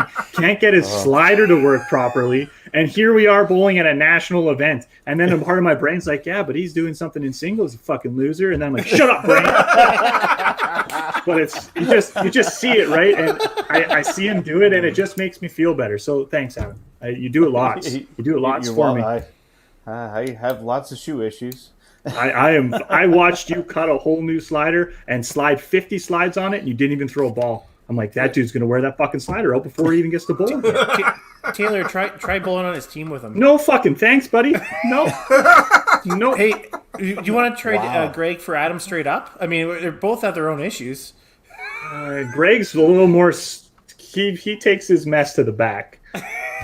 Adam's mess is on the lane, and he forces you to watch it. Sure, it ends in a strike most often, but the journey to the how the journey is better than the ending. I don't think so in this case. Hey, camera time, man. You got to stay on there as long as you can. If that's what you got to tell yourself to keep cutting those fucking shoe sliders, power to you, buddy. The idea is getting camera time like a mother. Yeah, he's getting sponsors like crazy. That dude's on camera 45 times a match. His shoe went into the garbage right after. True story. Poor shoe. The shoe's out there just trying to help you out, man. And you throw that was 2019. What was that? Surrey. No. That was in BC because I ended up finishing with tickets. Where do you think Surrey is? Oh, I thought you said Sudbury. Sorry, Dex. You don't play in Sudbury like we did. No, you're right. You're right. I play in Sudbury all the fucking time. On purpose? No. Joking. Well, I love that area. I ended up finishing with Brad Ticket's slider. Ended up winning 2 golds. Yeah, so half of them are Brad's, that's what I just heard. No, I got him a beer. A whole beer. Hey, have you seen that guy? He was loaded. That's true. Yeah, I had a very in-depth conversation with him, and he just walked over and just started going. I was like, all right then. Usually this is the other way around, but I'm liking this. Steve Baker with the self-talk should be as if you're your own doubles partner. I think you brought that up. That is exactly how I think it should be. I've never thought of it that way. Unless you're Tim and Dex bowling in doubles, other than that's exactly how that mental talk should go. That's sort of the process that I go through as well. If you're going to say something negative, the whole you don't have something nice to say, don't say anything at all scenario is pretty much my idea for that. So go ahead, Adam. Sorry, the talk that I will give my teammates is completely different than what I'll give myself, and I definitely wish I would pump myself up the way that I'll pump my teammates up. I can only imagine your inner monologue's a horror story. Just if you don't throw this shot shoe, I'm going to take you out back and kill you. It's going to do it anyways. Yeah. They might as well get on board if it's happening. So we segued way off the original comment, but the second follow-up question. By the way, you've officially taken over podcast, and you are a new DB for the evening. I can do it. Give me a script. I'll run it down.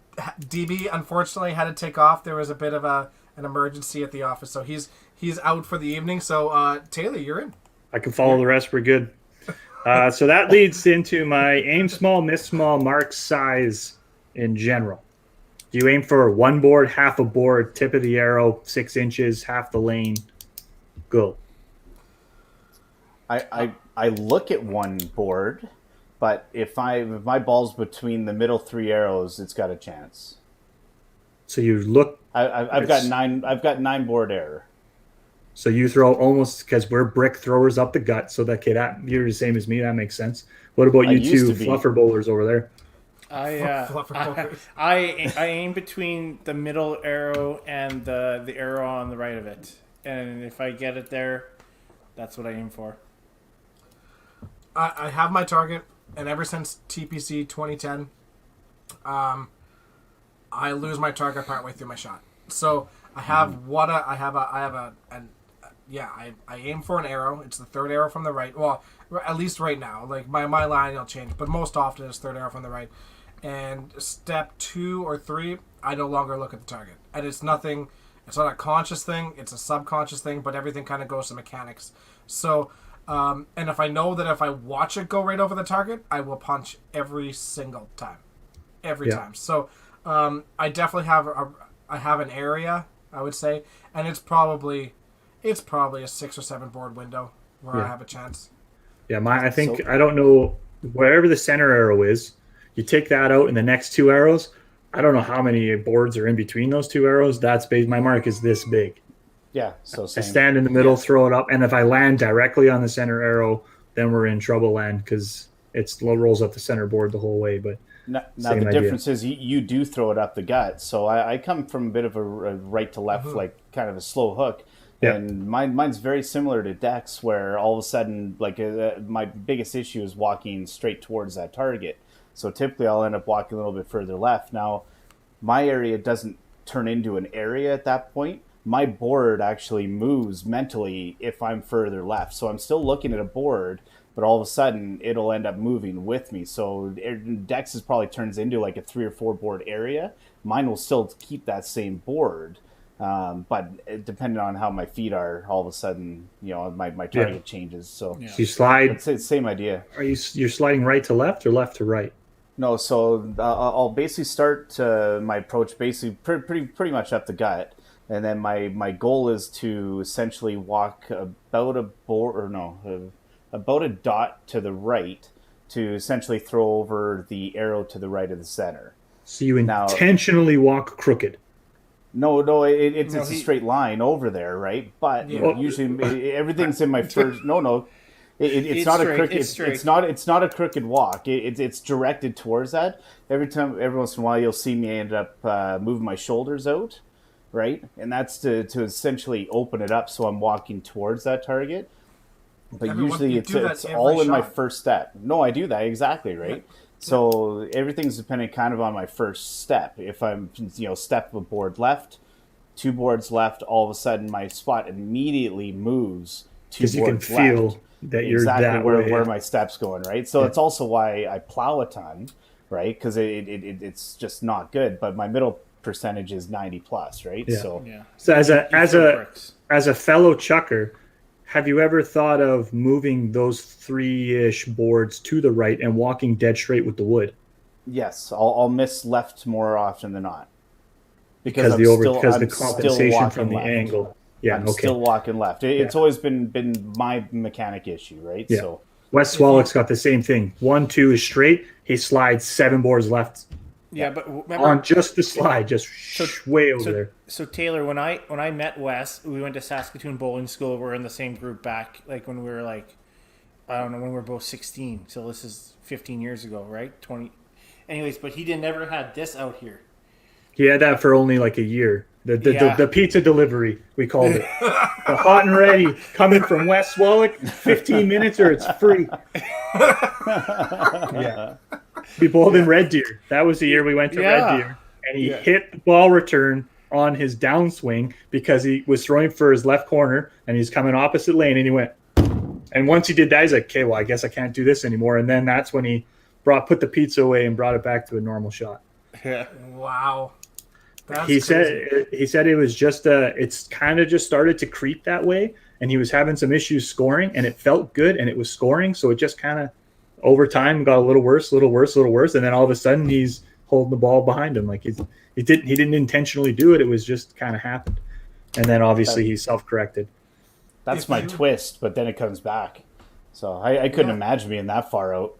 Yeah, it's all natural. I don't intend to do that. It's just when I get up there, it's crazy. Yeah.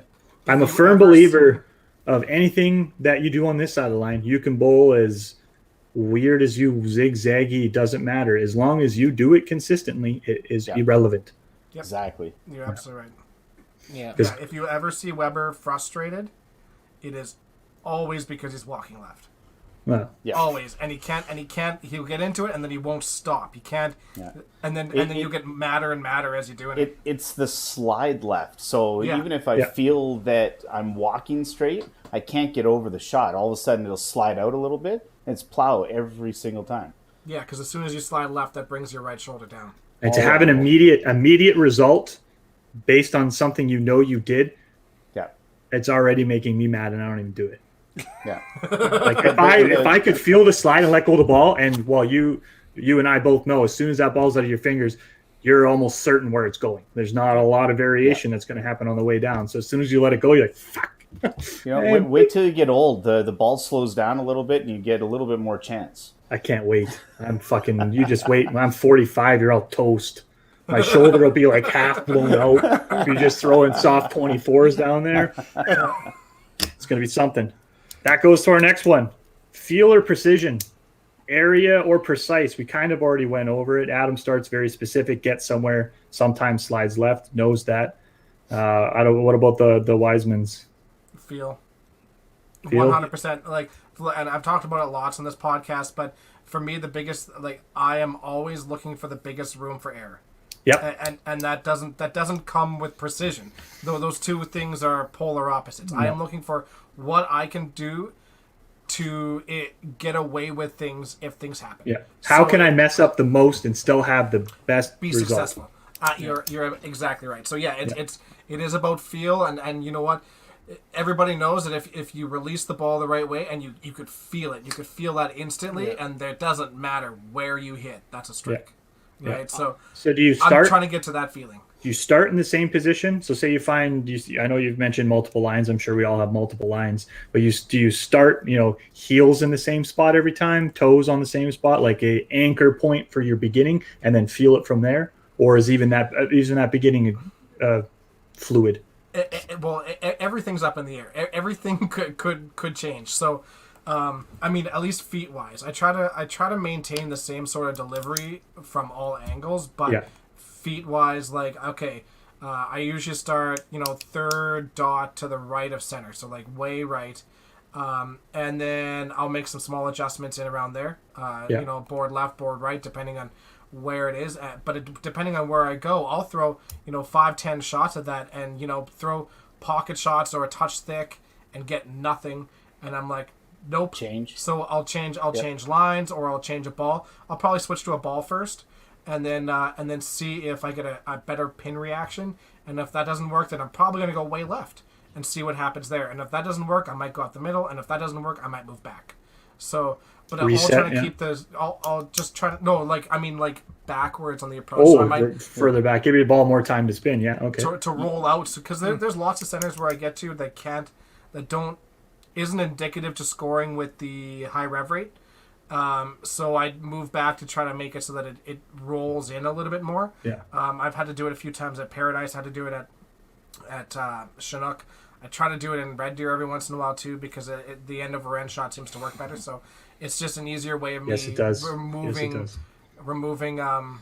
rotation. You've missed one of your go-tos though, right? You do like playing, with a few sets of bowling balls too. Oh, that was the first thing I said. Oh, really? You mentioned going to a different ball. I'll probably try to switch balls first. Sorry, that's the first thing you change? Yep, I'll stand in the same spot, and if I start off and I start getting, I throw 10 shots and it's, pocket or heavy, and I'm not getting anything, I'll try a ball first. Are these the same size, weight ball, just different type? Or are you changing weight and sizes as well? Depending on pin reaction. Oh, you're a fucking psychopath. All right. Well, no, because so if you're hitting and just everything's just falling flat, then whatever. But if I'm getting blow throughs, then I might go to a lighter ball. If I'm getting, are comments hard? Oh my god! Just let me finish this actual serious part of this conversation before you start throwing shit out there. Yeah. But yeah, so if I start seeing a ball, blowing through and going behind the 2-pin, I might go to a lighter ball. You know, if I start seeing a jump in front of a two pin, I might go to a heavier ball. You know, or switch a material. So Yeah. if like That would be my first thought, would be a material change as opposed to a weight.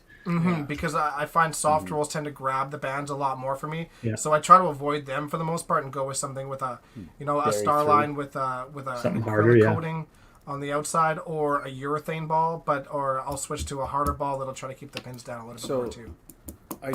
For me, yeah, I'm a little bit more dynamic than Dexter. I no. Yeah, you basic bitch. Yeah, I know. I think the biggest thing for me would be, obviously, I'm a feel. I think getting the feel on your fingers and the release is the most important thing. And I think for me, when I go to each center, I play at most of these centers that we play at right now, other than maybe a handful when we go to a nationals or whatnot. So we already have an idea how it plays, most of them. So we already have, in your head, you already have the book, how it played last time or whatnot. But biggest thing for me is your approach. You already have an idea how the approach is going to run. If it's 9 times out of 10, you already know it's going to run heavy, or it's going to run fast, or it's going to run... your guys' approach, that's Teflon, yeah. Right, Yeah, right. 100%. So you have that ready, because you want to make sure your approach and your timing's ready. You know how oily the lanes are going to be, and you're going to readjust that. So I have certain spots, like I already have it set up where I already stand. Bonnie Doon, I have a certain spot I stand differently at Bonnie Doon, because their approaches are a lot different. Just how they install them than maybe we're Sure Park where I'll stand. It all depends on the oil conditions and the lane conditions on that. But otherwise, I find it just on reaction during practice. I won't change bowling balls if I don't have to.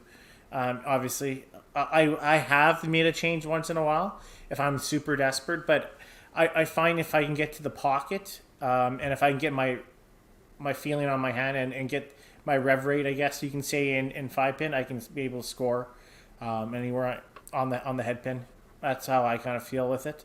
But if I can't get my timing, or can't get my slide down, if I'm sticking or whatnot, then I'm kind of hooped, right? So I think that's my main key during practice, more or less than anything.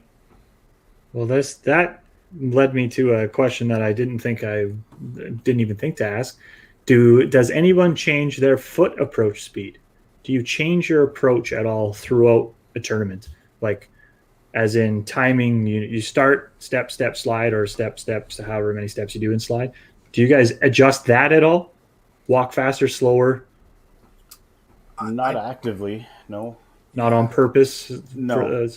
Because I'm a firm believer that's of... usually what I'm trying to control. I'm a firm believer of consistency on this side of the line, always. Yeah. So to move... For me, for example, changing ball speed, my muscle memory does not allow that. My muscle memory is so fine-tuned in that I need to bowl with the same weight. So often I'll have... So those ebonies that I have now are as big as you can get and as heavy as you can get.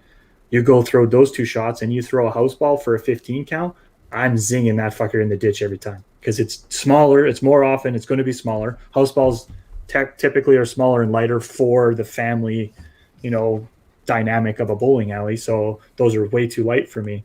So the idea that you change ball weights on purpose, it hurts my brain to even process. Adam, do you change ball weights? I know you change balls. I don't change balls.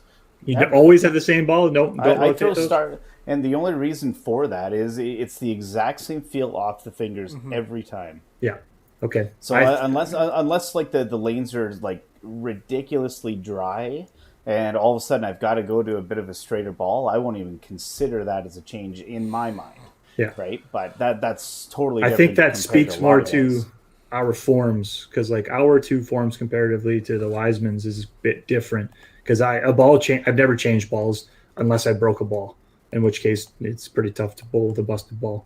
So, but when you're talking about foot speed and stuff like that, obviously changing a bowling ball for me isn't going to change my foot speed. Yeah, foot speed is something I will struggle with. Like, I'm a fast bowler and I'll start to go a little bit quick, and then it'll be something that I'll need to start focusing on to take a breath and just like kind of let it slow down a bit. But changing balls, especially like weights and stuff, doesn't really affect me a whole lot. And the nice thing is there's, some places I'll go to, especially places that have, for example, the white bases rather than the black bases. I'll go to a 5-inch ball rather than a 4 7/8 ball, because those bands are designed to hit a 5-inch ball flush. Or those pins are designed to hit a 5-inch ball flush. So that tends to keep the pins down more. Sorry, so I'll go to that. on the white or the black? The white. No, are they 5-inch? I thought those were supposed to be 4 7/8, and then the black, because it jumped to what, 3/16 The black's actually taller. The black is exactly actually taller. That's where you need to be throwing a 5-inch on those. No, not necessarily. So there's two reasons for that. Okay, so the white bases end up hitting a 5-inch ball flush, which tends to keep the pins a little bit this way. So the reason why they went to the black bases is because when they put those when they were doing the 5-inch balls, most of the balls, especially with rubber component balls, they found when they did slow-mo cameras on the grab pins, and go down, the right? pins would go down first, Yeah. right? So that's why I never saw that in Alberta. Right. Everything sailed. Yeah, for sure. No, it bounced before it went up, yeah. So that's why if you throw a 4 7/8 ball on the 5-inch ones, that is actually sending it this way rather than down first.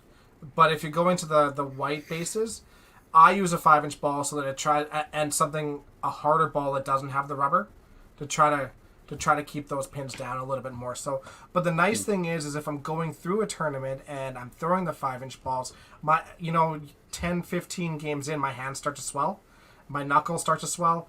It's part of being fat, water retention. It's one of those things, right? But and you start to get a little bit tired. You start losing a little bit of lift sometimes too, and then you could actually drop down to a 4 7/8 ball and then regain all those things back. Sure. So there is some advantages to that as well. But I'll definitely change balls based on what the house is like. Yeah, for sure. My backswing is not indicative to ball changes. It's with you, any weight difference in that drastically changes what comes out the other end. One Last thing that's completely understated there is just the experience and practice in throwing all those different balls, different lines, all that, right? Carry and decks are head of most people. Pederitis, for example. I'm sure there's a bunch of guys in Ontario that are similar. They throw a million different lines because you never know when you're going to need them. Yep. And I can't do it. Mentally, I can't do it. For those people listening out there, like I really think that's a good thing to say. But when you're out practicing, the whole but I've always done it this way concept, just it. For the people that truly master it, that's fantastic. But you never know when you're going to need it. So go out and grab a ball and then practice it. I'm not saying change your mechanics. Changing lines should not change mechanics. Changing bowling balls should realistically not change mechanics. But go out there and change lines and just do it until you feel comfortable. Find a line, throw it, practice it, move again, throw it, practice it. You do it for corners and all that stuff all the time anyways. So it really shouldn't be that big of a deal to try to do it. Go out there, get comfortable, practice it, so that when the situation does come, you're comfortable doing it. Yeah. I throw literally the exact same shot at every pin. I obviously start different varying areas, but the intensity and throw for everything is all exactly the same. What's up, Bradford? You big sexy bastard, you. All right, last one I have in my list of questions is visualization. Do you do it? If so, when do you do it, and how do you do it? Obviously, you visualize it as the how, but how do you harness it to improve yourself? Oh man, Adam, go. There's varying degrees of visualization too, right? I have tried like the mental imagery side of it. I've failed in my own mind, or at least I haven't gotten over that hump yet with it. So I've kind of given up on it a bit. I try to put myself in a moment, if that makes sense, and just kind of try to put yourself in the moment of throwing that shot that kind of calms down the nerves when you're in that shot. But like pure visualization, I've tried it, I've failed. So no. I have. I've done the visualization. Actually, I spoke about it. I don't know, one of the 103 podcasts in one of them. I learned it from Perry Gillum. Perry he played all over the Canada, and he was part of the national champions in '08. He played out of Sherwood Park for a little bit, but Perry did a mental imagery one day, and I was struggling during I think it was a TPC qualifying at Collingwood, and he's like, why do you mentally image? And I was like, no, I never even thought about anything like that. He's like, so we worked it on a Sunday night one night, and I just said black lane, nothing on the lane at all, and and your ball is just you throw a ball and it's just a white line where the ball goes. Kind of, do you have that kind of is this your elbow thing? No, it's actually smarter. But where your ball it's a refined elbow thing. But where your ball goes is just a white line where your ball goes right into the pins, kind of thing. And that mental imagery like that, I find, especially when I'm playing well, I just, that's all I think about, right? Where you kind of have that white line down the lane, everything's dark, and you just kind of mental imagery. The other thing is too, if I'm playing really well and you kind of get on that roll, maybe when Taylor has a 2200 for 7, and you're just not even thinking, just playing. I think about pin splashes. That's all I think about when I go up on the lane. I'm just thinking about pin splashes or just something simple like that, and it's a lot easier to play, right? You're not thinking about anything negative. It's just something. You're just doing the thing you just thought about. That's all you're doing. And that's all I've thought about. And especially when I'm on playing really well, or if I'm on a tear for those 3 or 4 or 5 games, that's all I'm thinking about in my head.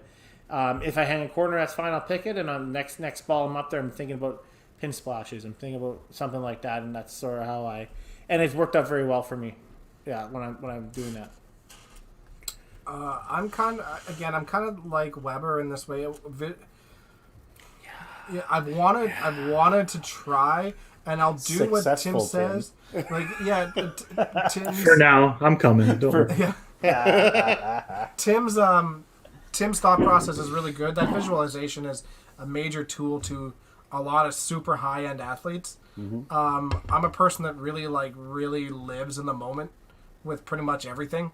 And, which is probably why I'm really quick on the lanes too. But I get up there and I have the same cues all the time, and my analysis is really quick. But my focus is I get up there and I take that first step, and then it's just, one cue here and then one cue later on, and that's it. But I don't do a lot of mental visualization at all. And I'm not saying I shouldn't. It's probably something I should work on and get better at, but that is something that I struggle with. I just don't know if it fits into my pre-game, my pre-shot routine. That's it. I assumed you would be visualize a lot based just solely off your speed. Because you go up there and you're already, here's my checkbox, already went through it, do it. And now you to do that fast, repetitive stand, go. But you talked a lot about feel or precision before, and for me, it is the feel, and I think that if I start focusing on, that visualization like Tim's talking about, like a line down the lanes, I think that becomes the precision side, and the precision side becomes more punchy. Well, for an example, Tim was speaking about the precision side. I do visualization all the time. For example, I bowled a whole game every day since COVID started. A whole game in my head. Pick up the ball, stand, throw. Every day, throw a game. What were your scores? I don't even know what the scores are. Ball rolled down the lane, hit the pin. Scores don't matter. I plowed some. I picked some corners, but I went through the whole game. But I don't think of the line. I don't darken it like with the line. I visualize all of the feeling. How does my leg feel? How did my arm feel? How was my slide? What did it sound like when it hit the lane? What did my fingertips feel like? How long did it take to get to the pins? What did the pins do when they got there? Literally the entire show, as if it's a AAA title film in my head as I'm running through. And I do that with every single shot before I do it. And I do it as I walk to the lane. So as I'm kind of walking past the score stand, stepping onto the approach, the ball is hitting the pins in my brain. I pick up my ball, set, and it just hit the repeat. Just do the exact same thing again. I talk with Lynn Howell lots, last couple of times in nationals, we've bumped into each other and we start talking about a lot of mental fortitude, things like that. And I've kind of the big thing that I land on is you must have strong mental fortitude to win any of these tournaments, and or get lucky that you're in the right headspace in that day.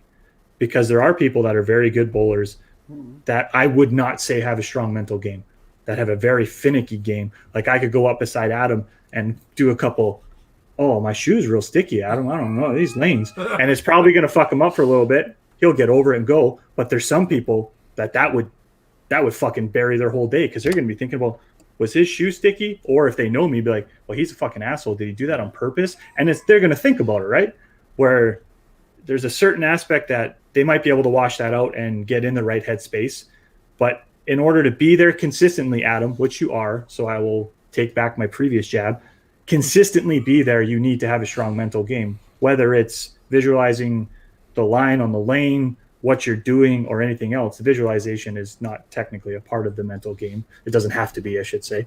It just means, I would say, mental fortitude you would need to have to be able to go into those pressure situations. That guy just threw a four-bagger. You need this spare or you lose the game.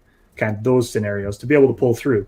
You either have that ability in your head already, or you're lucky that day you're in the right headspace. Because there are some people, I'm sure you've seen other people that are really good bowlers, but are fucking basket cases in terms of their mental game.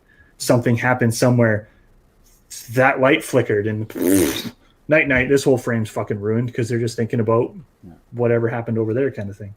And you can only hold on for so long before it triggers, right? Yeah. Before snowball rolls down the hill and then poof, now you're toast. And that was one thing I was going to mention, Dex, is I think it all depends on the timing of that mental imagery as well, right? There's probably a lot of guys that are well, I personally, I think the right mentality of it is to be able to do it off the approach before you actually grab a ball and get up there. Agreed. But I'm sure there's a lot of guys that get up there, grab the ball, get up there, all of a sudden that's part of their imagery routine, and I think that gets almost too mechanical. It's almost too close to that shot, right? Yeah. But I don't know. I definitely see that. Mine is already to fruition before my foot's even on the approach. Yeah. And then it's just to do what I just did. But I guess, again, it depends on how much I go right from picking up my ball. That's where it starts. So I guess if you're, condense that down and you only think about maybe this side of the foul line, then it's only a few seconds, or if you're Adam, a couple minutes. So I will say, and I know Lenny brought this up. I know I take a while on the lanes when I'm playing well, and it's not because of my all the other stuff. It's my rocking. My rocking is because I'm just trying to find the right time or rhythm to go. A lot of the times, you kind of get in that rhythm where you're playing well, and you just have that time you just want to go, and usually you're playing well and doing it. And it's because of my breathing, not through my elbows, but it is through my breathing, because you're trying to breathe and match and the rocking. That's usually when I try to match it, right? The mental imagery has nothing to do with it. That's already done before I go on the lanes, right? So, I have a big in breath, out, and then that's the sort of the start. So I'll go back and say that I'm a bit of a liar, because there is one thing that I do visualize, I guess, in a way, but it's more just visualizing the feeling, which is just the explosion point, the release point. Like, because that release point, if you get the timing right, like you said earlier, you have that release, you could feel it. It's there's an absolute perfect feeling to your release, and when you throw that, you're gonna get that's the crush ball. You let it go, and you're like, those pins are fucking, well, maybe not for you guys as much, but as soon as you let it go, boom. You make it sound like I throw the ball at 30 kilometers an hour. I throw it at 45. Okay? Throw kilometers. I was throw slow. Yeah. We're in Canada, man. Yeah. We're in Canada. I go MPH, buddy. But yeah, I will sit there and think about that feeling before I'm up on the approach. Yeah. Every once in a while. Not very often, but there's times where if I start getting into a rhythm, I just want to feel that. I'll think about that. But that's about the extent. Think about that good feeling and get it again. It's all part of the routine. And I guess at that point, mental imagery is probably part of everybody's routine. It's just different varying degrees, right? Yeah. Yeah.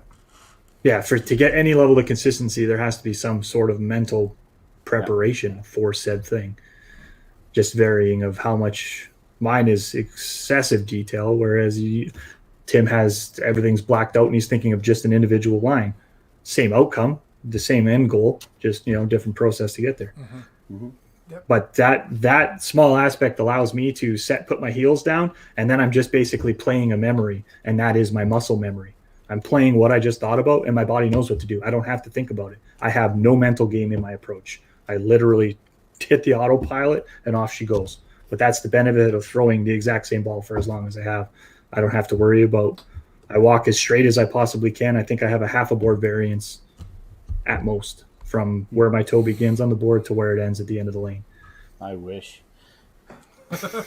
And then I've watched you bowl. I watch Wes. Wes just mind fucks me all the time because he slides way left. Like, what are you looking at? Like, yours tracks. That, to me, that makes sense. That you can feel that you're not on that straight line, so I got to do a little adjustment. He pre-plans for it. So I'm like, so you looking over here, and then when you slide, it comes into focus. He's like, sort of. I'm like, oh.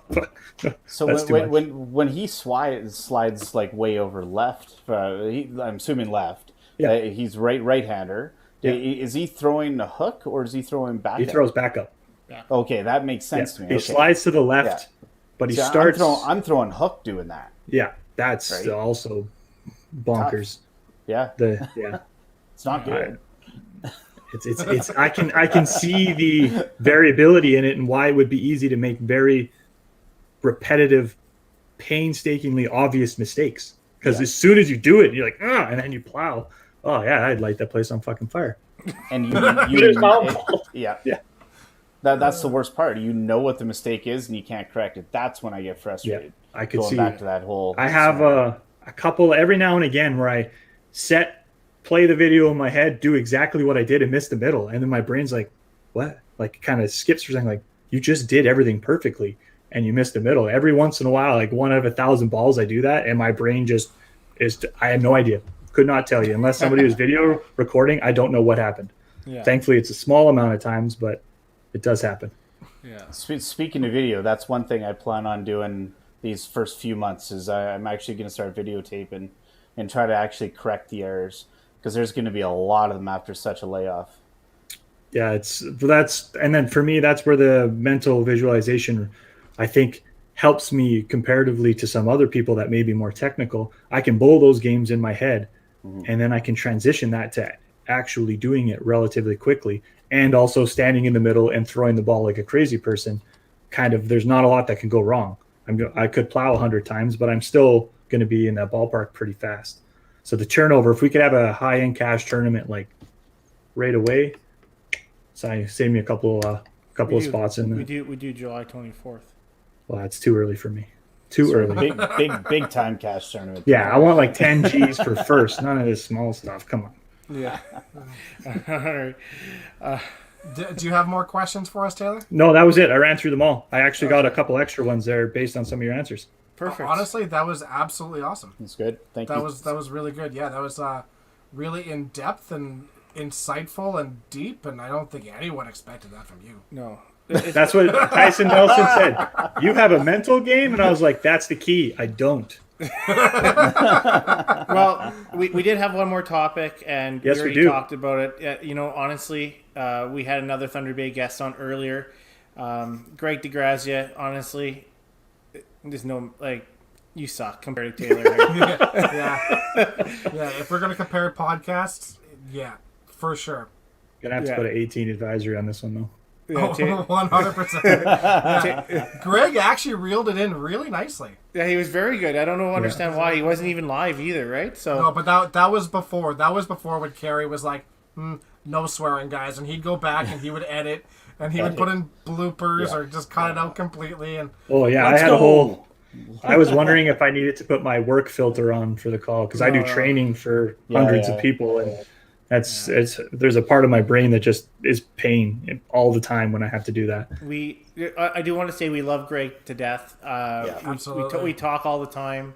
Well, not maybe so much during COVID, but I know he's probably swearing back at home. And oh yeah, he's cursing me. He's going to give me a earful next time I see him. And you know what? We love every minute of it because it's not our problem. It's Taylor's. So Absolutely. That's what I said to Tim. I'm like, Tim, I haven't won anything. How come I'm allowed on the podcast? He said, oh, if you win something, we'll have you back. I was like, yeah, double dip. Well, speaking of that, this is usually the time that DB will end up asking the question: what is on the Taylor Michel bucket list? A singles win, a team win. We'll start there because I don't have either of those. I shouldn't say a singles win, a singles provincial win. So a national debut would be sort of, I want to get there and be at that caliber. And I think if I can get that far, a win's not out of reach at that point. Sure. Getting a gold with the team, having been on the team, like I would like to get the same. Chances are very good we're going to have the same kind of core group that we've always had because we don't have a big selection. But getting a win with that team would mean a lot. Being that close that many times, getting those silvers and the bronzes in those step ladder matches, that gold would be huge. To finally get that monkey off your back. We do have a crotch goblin on the way, so I don't know. The cash tournament's coming up, and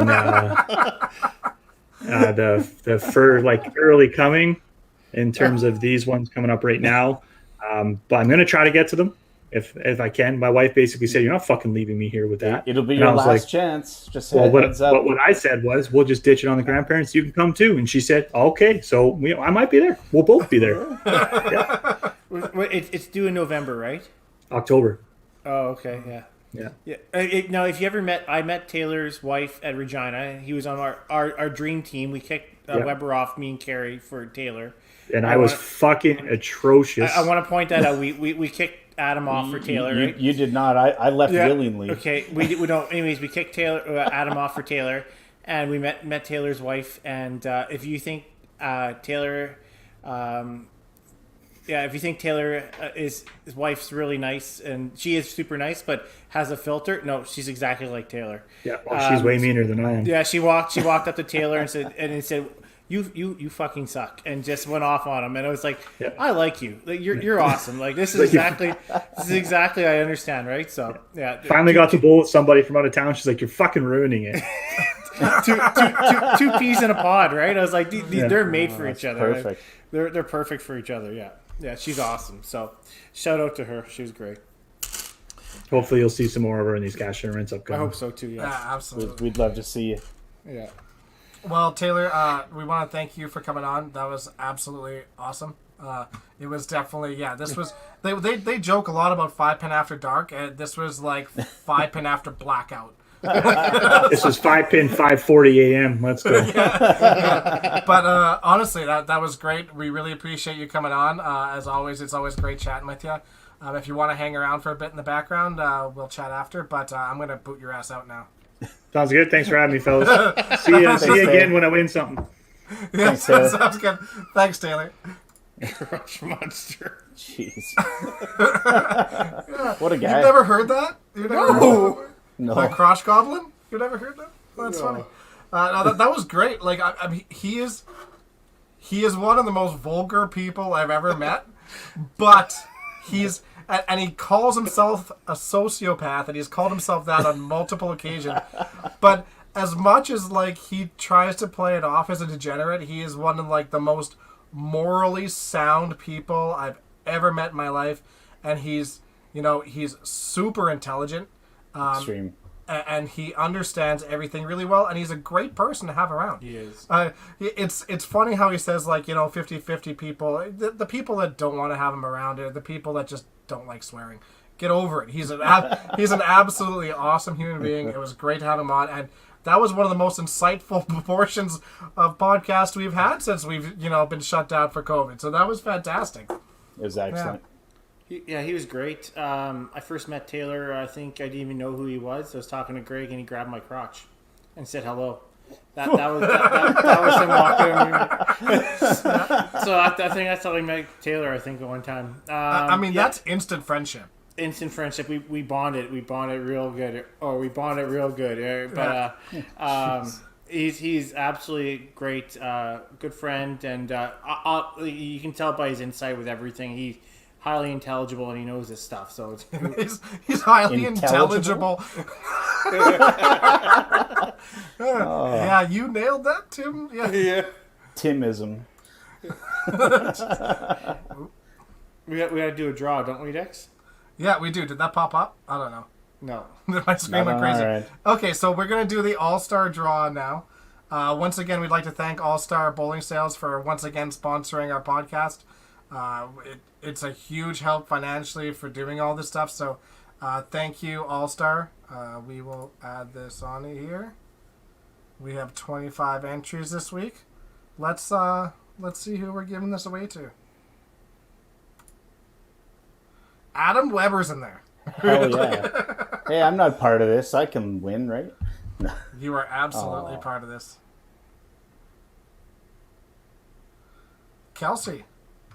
Fantastic. congrats. That's awesome. She also has a shirt coming to her yet from the 100th, so that's Nice. awesome. Perfect. Sweet deal. Okay, so once again, we'd like to thank our sponsors, All-Star Bowling Sales, Alley Cat Brewery here in Edmonton. Thanks everybody for watching. Thank you, And, Adam, for coming on. Tim, No, do we thanks. have anybody lined up for next week? We have some stones in the fire next week, so we are. Nice. That seems to be our podcast of the week lately. Stones in the fire. Yes. Do you guys have a vacation schedule set out yet? Well, we're having a vacation. On June 30th, we will not be having a podcast. Nice. Yeah. So, So, June 30th, no. I kind of feel like a substitute teacher, severely underpaid, but absolutely zero responsibility. So. Dude, we've been severely underpaid from the start, and you know that. That has not changed at all. So, but yeah, so we'll figure out somebody for next week, and we'll post that here right away. But yeah, thanks for tuning in, everybody. And Weber, thank you once again for jumping on. As always, it's a pleasure talking with you. Love it, boys. Thank you. Take care, guys. Have a good week, everybody. Bye.